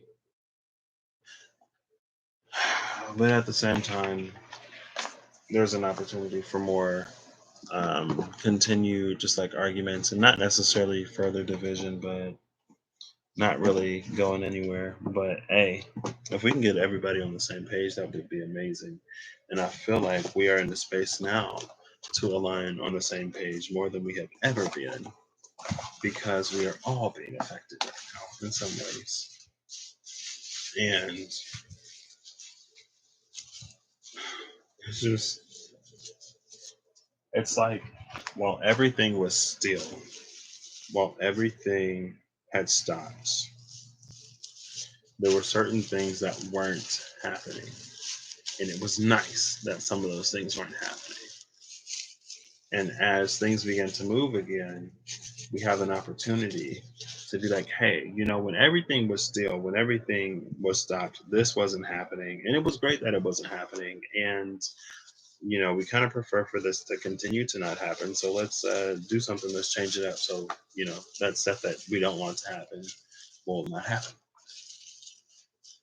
You know, there's just an ability for a consensus to be reached or for things to continue the way that they already were. It's an ability, it's a possibility, it's a chance. Um, but space is ever present, ever expansive, but it's also a vacuum. So there isn't much that can exist in space without some element of protection or shielding. And I guess we're going to be deciding what we want to protect. Do we want to protect the status quo, or do we want to move forward in a way and establish things that we want to protect more than the things that we wanted to protect in the past? Uh,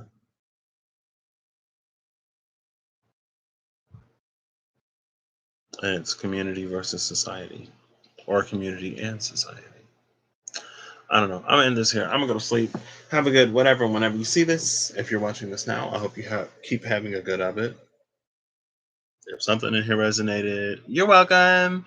If something in here didn't resonate, you're welcome regardless. Because I already gave my time, so I'm sorry. I'm gonna go to sleep now. Have a great whatever. And I hope that these what was I saying? I hope you have the experience that you want. Because if you don't want to have a good day, then I hope you don't have a good day. If you do have a good day, I hope you do have a good day. I hope you have the experience that you want. And I hope that you've acted in alignment with that experience. And I hope that you've been in a mental space to align with that experience. And I hope that you are in an emotional space to bring that experience about as well, because they are all important to having that experience. And some people may be a little bit shook.